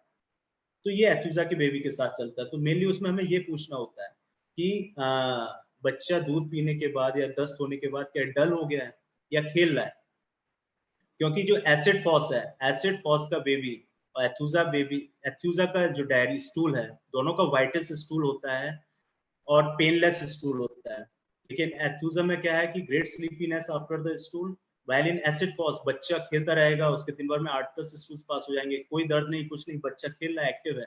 Acid FOSS is the first medicine कि कोई पेन नहीं है और बच्चा एक्टिव है, जॉयफुल है, तो हम एसिड फॉस वहां पे सोचते हैं। तो कुछ सिम्टम्स है जैसे कि अदर्स में भी फाउंड स्ट्रीकिंग, कई बार एक्यूट कंप्लेन में चिल्ला रहे होते हैं, बहुत स्ट्रीकिंग नॉइज होता है कि वैसे कसके जो पेशेंट चिल्ला रहा होता है। तो जस्ट लाइक ऐसे जिंकम मैट है, जिंकम मैट भी मेनिंजाइटिस का एक दवा है, मेनिंजाइटिस के केसेस में बहुत चिल्लाता है क्योंकि ब्रेन पे अटैक कर रहा है, तो बहुत तेज आवाज करता है, वो समय अटेंडेंट सब परेशान हो जाते हैं। तो ये सब हमें मेडिसिन पर सोचने होते हैं कि स्ट्रीकिंग नॉइजेस के साथ में कौन कौन सी मेडिसिन है जो जहाँ पे उसका एक्ट हो रहा होता है। तो ये मेंटल सिम्टम्स के साथ में फिर पेशेंट कैसे बात कर रहा है, कई बार एक्यूट फेजेस में पेशेंट्स के टॉकिंग बिहेवियर चेंज हो जाते हैं। Is the patient quiet, patient बहुत शांत है, एसिड फॉस, ओपीएम, जैज। एसिड फॉस में केवल डायरिया वाले फेज में ही एसिड फॉस में एडल्ट और बच्चा एक्टिव रहता है, अदरवाइज जो टाइफाइड फीवर है, टाइफाइड फीवर में acid phos, muriatic acids, these are the medicines, baptisia. Acid phos में वीकनेस बहुत ज्यादा आ जाती है और वो बोल नहीं पाता है, but desire for juicy things, वो कहते हैं कि कुछ फल खिला दीजिए, फल अच्छे लग रहे हैं। तो कई बार पेशेंट को जब देखने जाते हैं, इवन हम जब घर पे विजिट के लिए अटेंडेंट बुलाता है, तो पेशेंट लेटा हुआ है और इसके बगल में प्लेट में फल रखा हुआ है, तो उससे पूछते हैं कि इसको खाने में कुछ मांग रहा है, तो बोल रहे हैं कि बस ये फल खा रहा है और कुछ नहीं खा रहा है। तो ग्रेट वीकनेस और टाइफाइड है और यहाँ पर उसको जूसी थिंग्स की कुछ ऐसे कि जिससे केवल लिक्विड जा सके। तो फॉस्फोरिक एसिड, म्यूरेटिक एसिड भी टाइफाइड का मेडिसिन है या एक्यूट फीवर का, but there is involuntary diarrhoea while passing the urine और while passing the flatus. Urine के लिए जैसे ही जाता है स्टूल पास हो जाता है, तो ये म्यूरेटिक एसिड का मेन इंडिकेशन है कि फीवर के समय यूरिन करते करते स्टूल पास हो जाए, involuntary stool while passing the urine, तो ये म्यूरेटिक एसिड, और उसमें भी ग्रेट वीकनेस होती है, तो ये भी एक टाइफाइड में इस तरीके का मेन इंडिकेशन होता है। इश्यू और ही लोकेसियस, कई बार एक्यूट केसेस में बहुत ज्यादा बात कर रहा है, बड़ बात करने में लगा है, कहीं इधर की बात है कहीं उधर की बात है, तो ये सब लैकेसिस है, हेसाइमस है, पोडोफाइलम है, पायरोजिन है।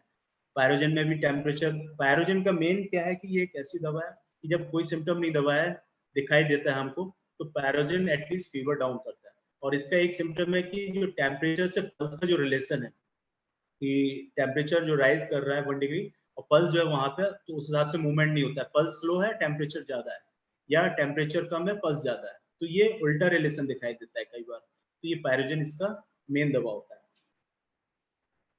डिलीरियम फेज, कई बार एक्यूट में डिलीरियम फेज में दिखाई देते हैं कि वो जो है अजीब अजीब से एक्शंस कर रहे हैं, हाथ ऊपर नीचे कर रहे हैं, या फिर जो है कुछ और दिखाई दे रहा है, कुछ और बोल रहे हैं, कुछ सामने कुछ और दिखाई दे रहा है, तो डिलीरियम में ऑलरेडी चल रहे हैं। तो डिलीरियम में हाइसैमस है, हेलीबोरस है, ये सब मेडिसिन आते हैं।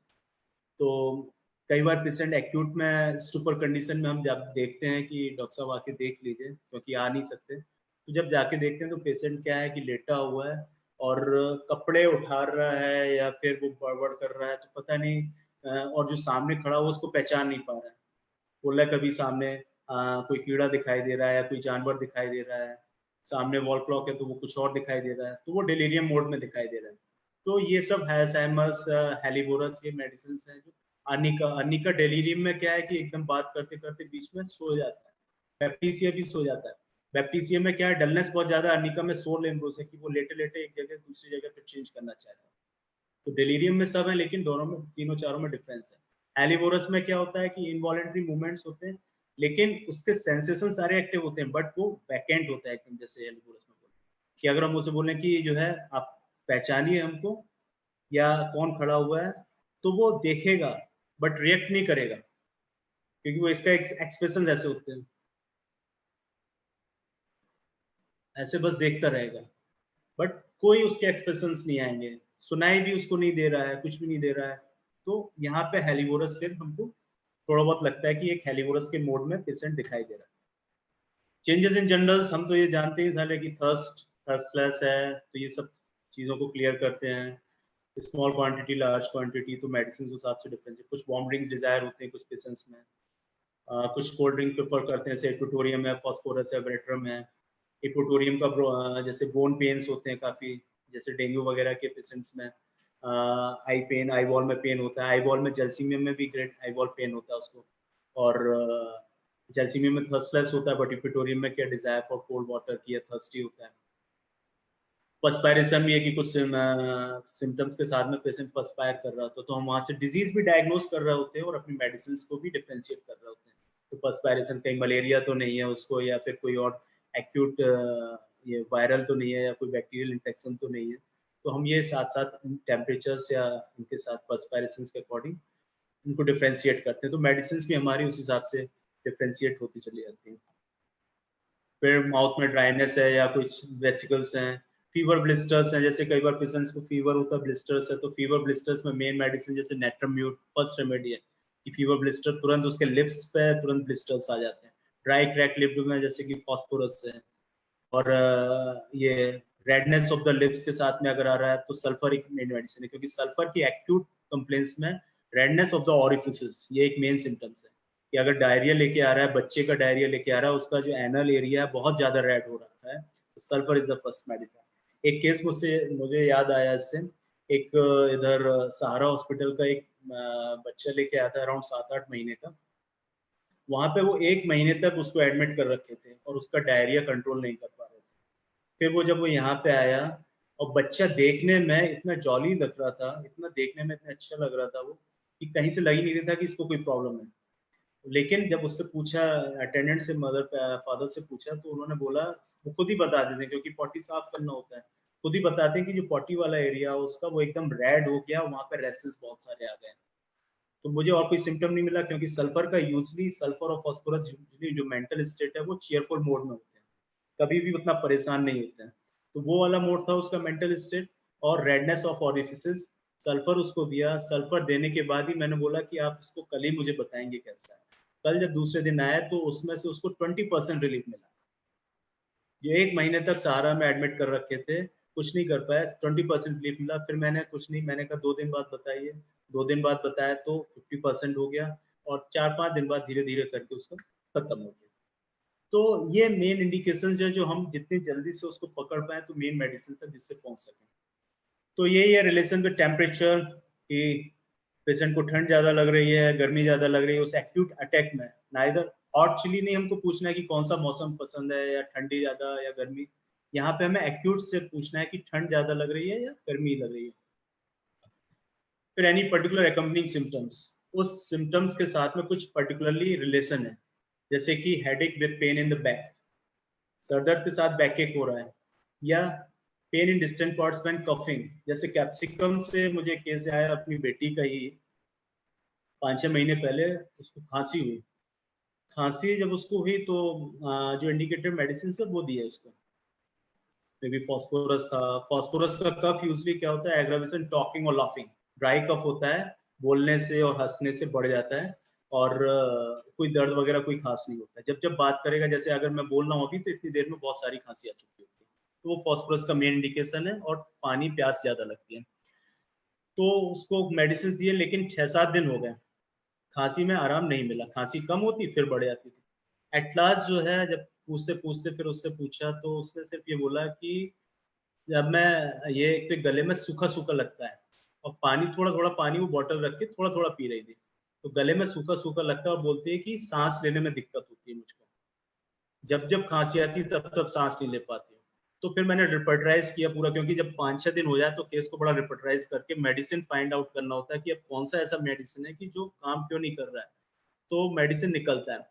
फिर कैप्सिकम में उसमें यही देखा कि ड्राइनेस और ये चोकिंग सेंसेशन, डिस्निया हो रहा था उसको, डिफिकल्ट टू ब्रीथ, और मेनली था कि ड्राइनेस के साथ में। तो फिर कैप्सिकम, और हाँ, खांसते खांसते चेस्ट पेन हो रहा है, पेट में दर्द हो रहा है, जो pain in the distant part, तो कैप्सिकम दिया उसको। तो कैप्सिकम देने के बाद दूसरे दिन उसको जो है 20-30% रिलीफ मिला, वो भी बेटर फील कर रही थी। फिर 5-6 दिन में मैंने फिर कोई रिपीट नहीं किया। कैप्सिकम जो इंडिकेटेड मेडिसिन होता है, अगर जहाँ काम करने लगा फिर रिपीटिशन का जरूरत नहीं पड़ता, फिर ऑलमोस्ट केस को ठीक कर देता है अगर ज्यादा पैथोलॉजी डेवलप नहीं हुई है। तो कैप्सिकम देने के बाद ठीक हो गया। तो मेनली ये पर्टिकुलर पिक्यूलियर्स होते हैं जो हमको मेडिसिन को रूल आउट करते हैं। कुछ में जैसे कि जैसे जैल्सीमिया में हेडेक बेटर बाय यूरिनेशन, या cough with involuntary urination, cough with involuntary lacrimation. जैसे नेट्रम्यूर है, नेट्रम्यूर का जो लैक्राइनेशन है, ये एक्यूट के लिए बहुत इंपॉर्टेंट सिम्टम है लैक्राइनेशन। फीवर के समय भी कई बार पेशेंट्स आते हैं, बोलते हैं कि जो है आंखों से पानी आ रहा है, और कोई सिम्टम नहीं मिल रहा है, जुकाम है या खांसी जो कुछ भी है व्हाटएवर, बट फीवर हो रहा है, आंखों से पानी कंटिन्यूसली आ रहा है, तो नेट्रम्यूर उसकी इंडिकेटेड मेडिसिन होती है। इनवॉलंटरी यूरिनेशन में तो फिर पल्सेटिला है, ये स्क्विला है और कॉस्टिकम है, तो फिर हम उनको रूल आउट कर लेते हैं कि कॉस्टिकम में रॉनेस है, फिर पानी पीने से आराम मिल रहा है। स्क्विला में लाफिंग और टॉकिंग से दिक्कत होती है और उसको थोड़ा बहुत ब्रोंकाइटिस वाली फेज में भी आने लगता है। और ये पल्सेटिला तो एग्रावेशन वॉर्म रूम है, ये एमरेसन ओपन एयर है, थर्स्टलेस होता है। तो मेनली अकम्पनिंग सिम्टम्स भी, तो आफ्टर ऑल ये पूरा हमारा एक्यूट केस टेकिंग का पार्ट यहाँ पे खत्म होता है। तो मेन जो पॉइंट्स है एक्यूट में, हमारे मेन पॉइंट्स वही थे कि cause, change in weather, mode of onset, location, sensation, character, modalities at time and at last accompanying symptoms. अगर हम इन सारी चीजों पे कमांड करके, और एक चीज ये होती है कि अगर हम इनको बराबर जब रेगुलरली पढ़ते रहते हैं, क्योंकि पेशेंट कभी भी आता है तभी हम इनको ट्राई कर पाते हैं। अगर हमारे दिमाग में जस्ट लाइक अगर हमारी डिक्शनरी फुल नहीं है तो पेशेंट आके बता के चला जाएगा, हमको नहीं पकड़ में आएगा। तो हमको कंटिन्यूसली रिवाइज भी करते रहना चाहिए। डॉक्टर दीपक जो बहुत अच्छा काम करते हैं, पढ़ाते रहते हैं और पढ़ते रहते हैं, इनका ये सबसे बड़ा प्लस पॉइंट है कि पढ़ाने के साथ साथ पढ़ने का काम ज्यादा करते हैं, तो इन्होंने ये बहुत अच्छा काम कर रखा है। तो यही तरीके होते हैं, और जब पेशेंट आता है तुरंत हमको वो दिमाग में वो चीजें आती है और तुरंत ट्राई करते हैं, और जब एक बार दे देते हैं तो मेडिसिन एकदम दिमाग में सेट हो जाती है, फिर कभी भी नहीं भूलते हैं। मैंने एक एग्जाम्पल लिया थोड़ा वॉमिटिंग का, कि मैंने अगर वॉमिटिंग डिस्कस करें तो वॉमिटिंग में जैसे कई बार पेशेंट्स आते हैं तो कुछ कॉमन मेडिसिन है, आर्सेनिक, फास्फोरस, बेरेट्रम, इपिकॉक, नक्स, सल्फर, ब्रायनिया, बिस्मथ, इनके लगभग इंडिकेशन तो बता। जैसे कैडमियम सल्फ है, कैडमियम सल्फ क्या है कि this is the combination of arsenic and Bryonia. Symptoms के अकॉर्डिंग कई बार पेशेंट्स आते हैं बोलते हैं कि वीकनेस बहुत ज्यादा है और एंजाइटी है, कुछ भी खाते हैं वॉमिट होता है, और बिस्तर पर रहते हैं तब तक वॉमिट नहीं होता है, या बैठे रहते हैं तब तक वॉमिट नहीं होता है, लेकिन जैसे ही मूवमेंट करते हैं वॉमिटिंग स्टार्ट हो जाता है।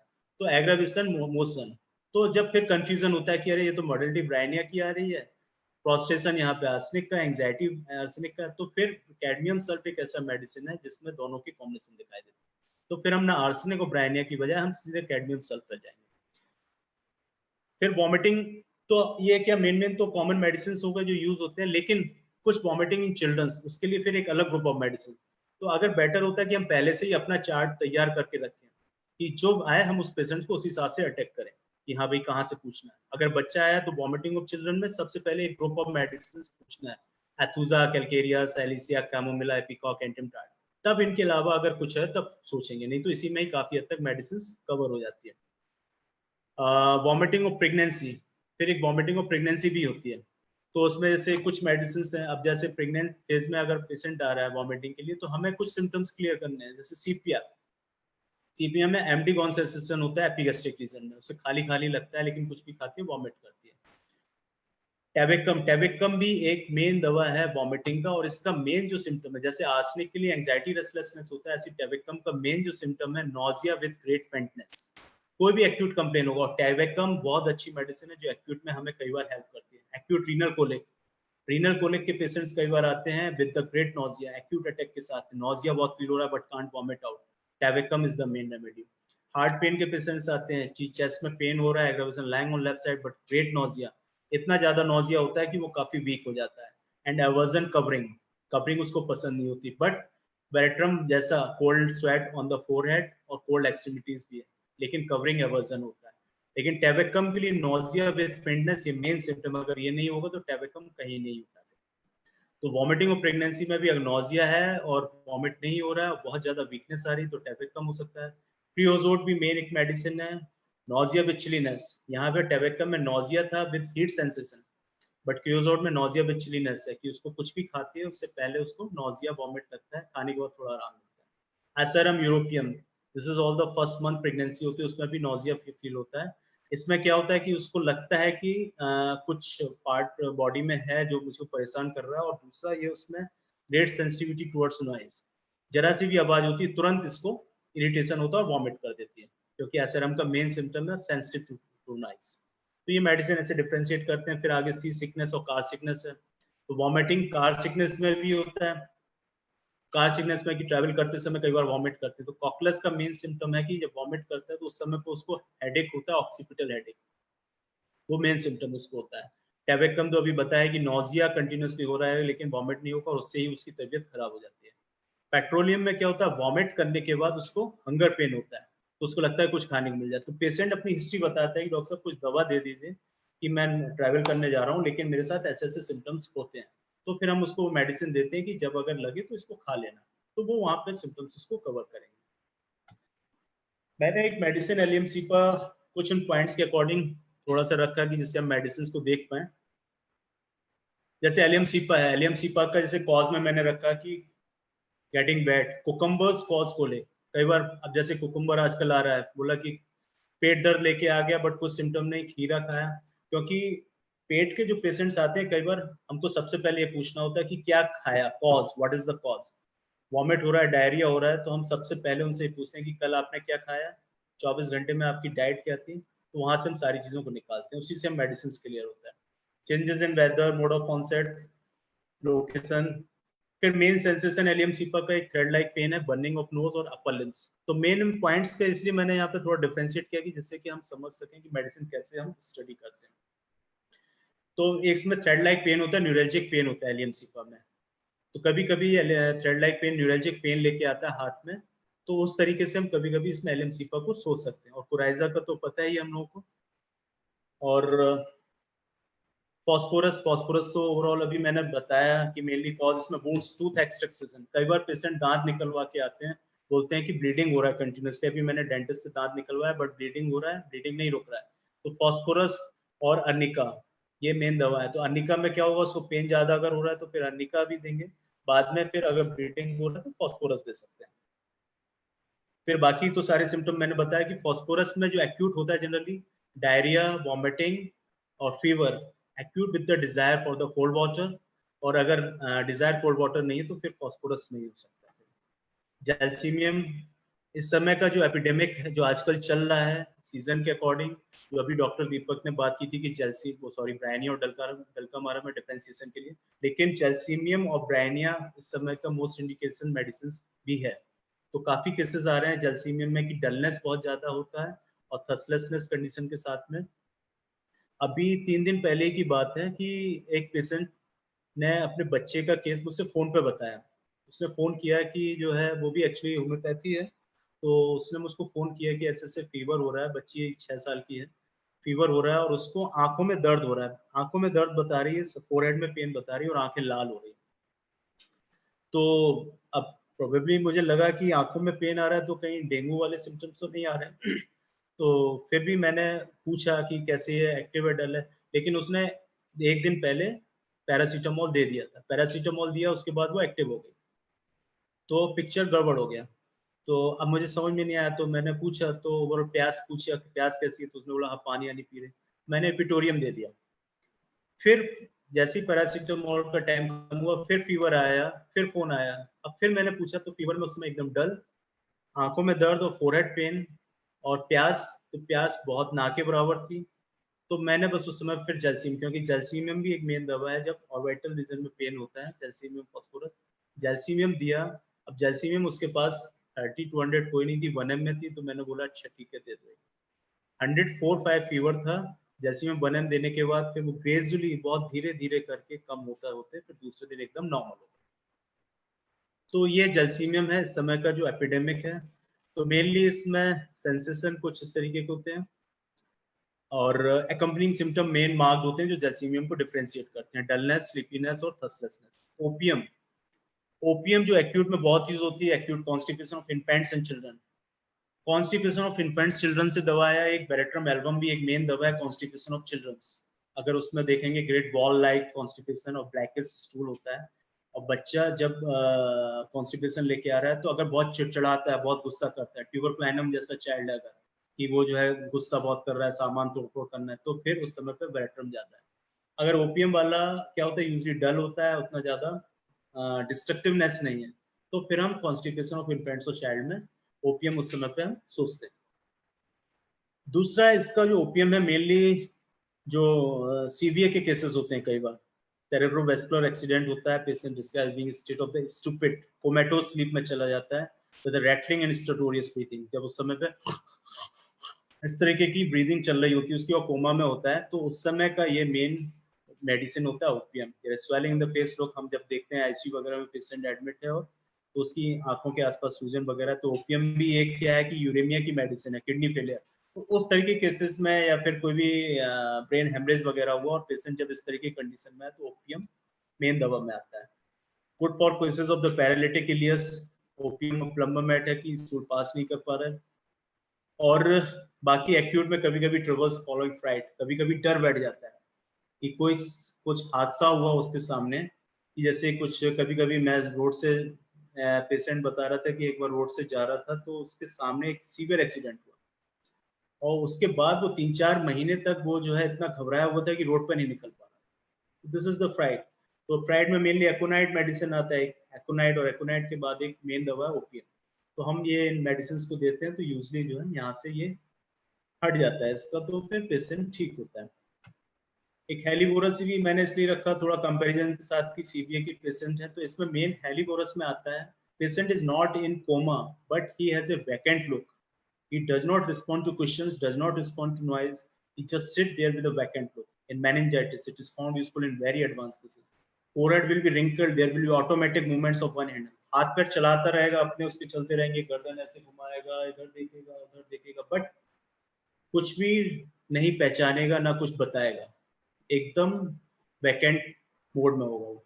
तो फिर हेलीबोरस ये मेडिसिन हो सकता है। रीनल कैल्कुलाई को मैंने थोड़ा डिफरेंशिएट किया कि कई बार एक्यूट अटैक में पेशेंट आते हैं कैल्कुलाई में, तो कुछ मेडिसिन तुरंत 2-3 सिम्टम्स से हम रूल आउट करते हैं इन्हीं पॉइंट्स पे। परेरा ब्रेवा का जो पेन होता है किडनी रीजन से, जो पेन होता है कि किडनी से बैक से थाइज में रेडिएट करता है और थाइड से इवन कई बार फीट तक जाता है और कोई सिम्टम नहीं। टेवेकम का तो मेन नोजिया है कि patient continuously nausea but vomit नहीं हो रहा है, तो first remedy is the tabacum with the acute attack of the renal colic. Lycopodium ये एक मेन दवा है जब कई बार राइट साइडेड पेन लेके आता है या फिर राइट लेफ्ट क्लियर नहीं है, दोनों तरफ पेन हो रहा है और पेशेंट मेन सिम्टम बताता है कि बिफोर यूरिनेशन, यूरिन होने से पहले पेन होता है। ये केस कई बार ऐसे होते हैं कि पेशेंट कई बार ऐसे आते हैं कि विदाउट सिम्टम्स में आते हैं, एक्यूट में उन्होंने इंजेक्शन वगैरह ले लिया है, कुछ भी खा लिया, सिम्टम सारे खत्म, कैल्कुलाई के लिए मेडिसिन लेने आए, तो उस समय पे मेन हमारा कॉन्स्टिट्यूशनल मेडिसिन होता है। कॉन्स्टिट्यूशनल चल रहा होता है लेकिन जब स्टोन मूव करता है, थोड़ा बहुत नीचे की तरफ आता है या फिर आगे मूव करता है, तब सिम्टम्स चेंज होते हैं। तो पेशेंट उस समय पे सिम्टम्स बताता है, तो यही मेन सिम्टम्स होते हैं कि बिफोर यूरिनेशन पेन। सर्साप्रेला भी एक मैंने नीचे लिखा, सर्साप्रेला when the stone is in the bladder, symptom calling for this remedy is unbearable pain at the conclusion of the urination। सिर्फ यही एक सिम्टम्स होता है कि पेशेंट लास्ट में बोलता है कि जब लास्ट यूरिन होती है तब उस समय पे बहुत कस के पेन होता है। इसमें कई बार ये पेन सिम्टम्स देने पे ही पेशेंट का स्टोन निकल जाता है। ऑसिमम कैन, टेवेकम में नोजिया हो रहा है बट वॉमिट नहीं कर रहा, ऑसिमम कैन में कंटिन्यूसली पेन के साथ में वॉमिट भी होता है, उसको violent pain accompanied with vomiting, ocimum can is the first remedy. Nux vomica भी होता है कि नक्स वोमिका में भी सीवियर कोलिक होता है but pain radiate from the kidney towards the lower abdomen and towards the genitalia. तो nux vomica भी एक्यूट कोलिक पेन का, किडनी रीनल कोलिक का मेन मेडिसिन। थैंक्स, फाइनली काफी कोशिश किया मैंने, और आपको कोई क्वेश्चन हो तो वो आप पूछ सकते हैं।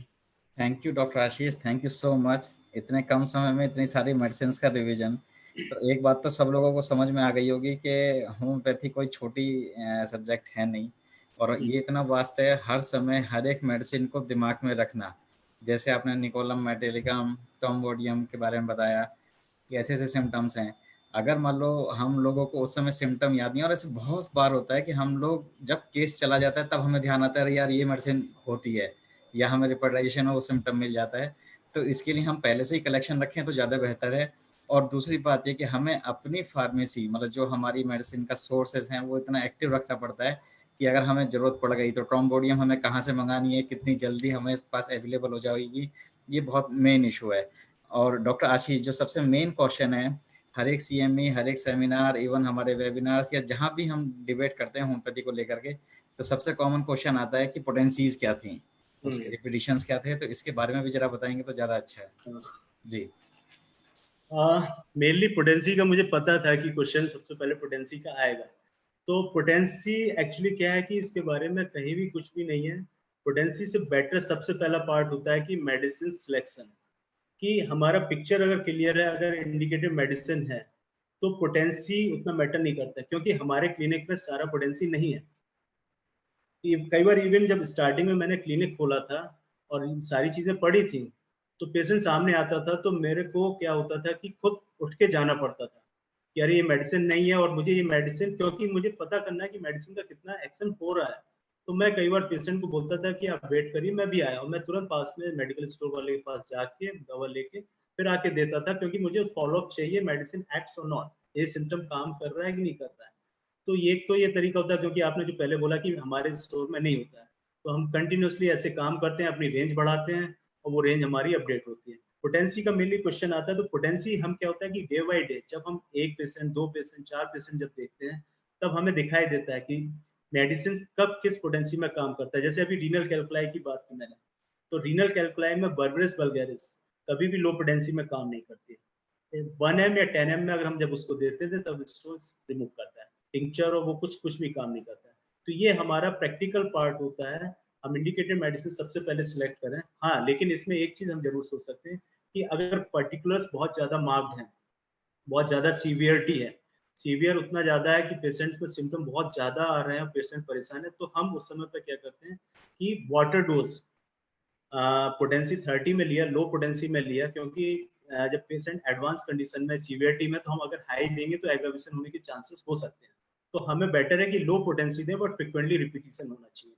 तो उस समय पे हम क्या करते हैं कि पानी ले लिया 100 ml या कुछ भी, उसमें उस पर 30 डाला और उसको कंटिन्यूसली शेक किया, और उसको जितनी सीवियरिटी है उस हिसाब से रिपीटिशन भी कराते हैं कि अगर बहुत ज़्यादा टेम्परेचर है और डायरिया ज़्यादा हो रहा है, वॉमिट ज़्यादा हो रहा है, प्रॉब्लम ज़्यादा है, तो हम आधा घंटे में रिपीट कराते हैं। जैसे जैसे इम्प्रूवमेंट आता जाता है, टाइम बढ़ाते चले जाते हैं।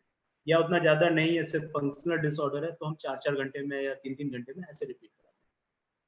तो ये वाला पार्ट हमारा क्या होता है कि प्रैक्टिकली जब हम पेशेंट्स देखते चले जाते हैं तब आता चला जाता है। तो यूजली बट हमें ये ध्यान देना है कि अगर पेशेंट उतना सीवियर नहीं है तो हम थोड़ा सा 200 तक जा सकते हैं, और अगर सीवियर है पेशेंट तो हमें लो पोटेंसी रिपीटिशन भी चलना चाहिए, तब हाई में नहीं जाना चाहिए। यस, ये बात आपने बिल्कुल ठीक कही डॉक्टर आशीष कि जब हमारे पास अगर कोई इंडिकेटेड पेशेंट आ गया, मान लो हमें लगता है कि हमारे पास आज किसी भी मेडिसिन की कोई पोटेंसी हायर में, लो में या 1 में है और केसेस इंडिकेट कर रहा है, तो उस समय कोई भी पोटेंसी अगर सिमिलिमम है तो वो एक्ट करेगी। जैसे मुझे अपना एक केस याद है निकोलम मेटेलिकम का, कि हमारे पास एक इक्थियोसिस की स्किन डिजीज की एक पेशेंट आई, हमने उसको काफ़ी टाइम तक स्किन की बहुत सारी मेडिसिन देके देखी, लेकिन जब हम लोग ऐसा सोचते हैं कि केस ठीक नहीं हो रहा तो रिपोर्टाइजेशन पे जाते हैं, उसकी केस एनालिसिस पे जाते हैं, तो हमें लगा कि उसको एक ड्रीम बड़ा स्पेसिफिक है कि फॉलिंग ऑफ टीथ। उसको ऐसा लगता था, उसने बिल्कुल एग्जैक्टली ऐसे ही प्रेजेंट किया कि डॉक्टर साहब मुझे ऐसा लगता है कि जो मेरे दांत हैं वो निकल करके कहीं हवा में उड़ रहे हैं। तो ये बात जब हमने रिपोर्टाइज करी सिर्फ इसी सिंगल सिम्टम को लेकर के, तो हमें निकोलम मेटेलिकम मिली सिंगल मेडिसिन कैंट रिपर्टी में, और हमने इसका एक वंडरफुल इफेक्ट देखा। और उस दिन भी मैंने डॉक्टर आशीष की तरह सेम वैसे ही किया कि जब मेरे पास निकोलम मेटेलिकम नहीं थी तो मैं उठ करके गया, मैंने अपनी फार्मेसी वाले को पहले से फोन करके रखा कि इसकी जो भी पोटेंसी हो मुझे अभी दो। तो उसके पास शायद 30 पोटेंसी मिली थी और वो 30 पोटेंसी बहुत अच्छे से काम कर गई थी। तो ये बहुत जरूरी है कि हमारे दिमाग में जो सिम्टम्स हैं वो हर समय, क्योंकि आने वाला पेशेंट सिर दर्द का होगा, आने वाला पेशेंट दांत के दर्द का होगा, आने वाला पेशेंट आइज का होगा, या वो कोई कैंसर का होगा या किसी बड़ी बीमारी को लेकर के आएगा, हमें नहीं मालूम। तो हमें हर चीज अपने आप अपडेट रखनी है। जैसे डॉक्टर आशीष ने कहा कि डॉक्टर दीपक पढ़ते रहते हैं, तो मैं कभी पढ़ता नहीं, मेरे स्टूडेंट स्वयं वो मुझे पढ़ाते रहते हैं। वो मजबूर करते हैं कि डॉक्टर दीपक तुम पढ़ो पढ़ो। तो ये जरूरी है कि हमें पढ़ाई बहुत रेगुलर करनी चाहिए, और सिर्फ एक ही पर्टिकुलर चीज को नहीं करके नहीं, हर चीज को। जैसे मैंने अभी जो अपना सेशन लिया था, जब मैं स्टूडेंट्स को पढ़ाने की बात कर रहा था, तो मैंने उनको बताया कि आप एक हफ्ते में एक डिजीज को कवर करो, उसकी मैट्रेमेडिका, उसके लिए ऑर्गेनाइन या जो भी चीजें हैं वो सब कवर कर लो एक हफ्ते के अंदर। तो अगर आपने ऐसा किया और पूरे ईयर में 52 डिजीज भी आपने कवर कर ली, तो समझो आप एक बहुत अच्छे ज्ञाता, एक अच्छे डॉक्टर बन गए। तो ये जरूरी है कि आप अपनी नॉलेज को अपडेट करते रहो। तो आज जितना भी सुना वो बहुत ही अच्छा लगा, और मैं तो सुनने के लिए हमेशा तरसता रहता हूँ। और मैं डॉक्टर आशीष को अपना गुरु ही मानता हूँ मैथमेटिका नहीं और नहीं, गुरु तो गुरु ही रहेगा हमेशा, हम गुरु नहीं हो सकते। और मैं चाहता हूँ कि सब लोग अच्छे से पढ़ें, अच्छा सा काम हो। मेरा एम ये नहीं है कि मैं आपको बड़े-बड़े स्टेज के जो स्पीकर्स हैं वो ला करके आपको दूँ। ऐसे लोगों को ला करके देना चाहता हूँ जिनको एक्चुअली बड़े स्टेज पे होना चाहिए। 2 तरीके के होम पेस आपको स्टेज पे मिलेंगे, या तो वो लोग जो सिर्फ़ एक केस को प्रेज़ेंट करने में 2 घंटे लगा सकते हैं। एक वो जो 2 घंटे में पूरे एनाटॉमी से लेकर के और मैथमेटिका तक पढ़ा सकते हैं। तो हम चाहते हैं कि हमारे इस छोटे से टाइम में, इस लॉकडाउन के दौरान हमारी नॉलेज जो है वो 5.5 साल की रिकवरी हो जाए। और मोस्ट ऑफ द टाइम जितने मुझे मैसेजेस आ रहे हैं और जितना मुझे फीडबैक मिल रहा है, सभी लोग खुश हैं। आज भी 2 घंटे बाद, ठीक 2 घंटे बाद हमारे पास 120 से ज़्यादा अभी ज़ूम पर अवेलेबल हैं, फेसबुक पे भी अवेलेबल हैं। तो ये हमारे लिए एक बहुत बड़ी बात है। मैं दिल्ली होम्योपैथिक मेडिकल एसोसिएशन की तरफ से बहुत-बहुत धन्यवाद करता हूँ डॉक्टर आशीष। हमारे pattern sir doctor VP Singh thank sir you हैं। Boss. Doctor VP Singh sir, आप कुछ कहना चाहेंगे डॉक्टर आशीष के बारे में? देखिए, डॉक्टर आशीष के बारे में जितना कहा जाए थोड़ा ही रहेगा। वैसे तो मैंने तो ये देखा है कि पूरी टोटल कंपैरेटिव मैथमेटिका क्या बोल रहे हैं? एंड मैथमेटिका आज जो इन्होंने जो बताया है, वाक़ई ये पढ़ने से नहीं मिलेगा, किताब में नहीं मिलेगा, ये हमको एक्सपीरियंस से आता है, प्रैक्टिस से आता है। तो मैं तो अपने जूनियर्स को, जो न्यू कमर्स, उनको ये कहना चाहूँगा कि डॉक्टर आशीष के कॉन्टैक्ट में रहें और इस तरह की उनसे ये सब चीज़ लेते रहें, तो बहुत कुछ मिलेगा, प्रैक्टिस में भी और जीवन में भी। यही मेरी शुभकामनाएँ डॉक्टर आशीष को हैं कि go ahead, proceed. Thank you sir, thank you. Thank you so doctor much. Deepak. और पूरी दिल्ली होम्योपैथिक मेडिकल एसोसिएशन की तरफ से आपका बहुत-बहुत धन्यवाद है डॉक्टर आशीष। जी सर। थैंक यू आप सभी को भी मेरी तरफ से डॉक्टर बहुत-बहुत। Deepak, doctor VP Singh sir please. Doctor Deepak को डॉक्टर उर्मिला का नंबर दीजिए ज़रा मुझे आप। ठीक है सर, ठीक है जी। हाँ। बहुत-बहुत धन्यवाद डॉक्टर आशीष, और हम लोग मुलाकात करते रहेंगे। और मैं चाहता हूँ कि आप लोगों का जो भी फीडबैक है वो हमें ज़रूर 9711153617 पर मुझे व्हाट्सएप करके बता सकते हैं, या हमारे dhma.delhi@gmail.com पर भी जाकर के हमें ईमेल कर सकते हैं। हमारी वेबसाइट dhma.in पे विज़िट करिए, और अगर हो सके तो आप लोग मेंबरशिप के लिए भी अपना फॉर्म फिल अप करिए, ताकि डीएचएमए आगे और ज़्यादा ग्रोथ कर पाए और अच्छी ऑर्गेनाइजेशन बन पाए। So thank you so much. Thank you boss, thank you, thanks a lot. आप सभी को भी बहुत-बहुत धन्यवाद।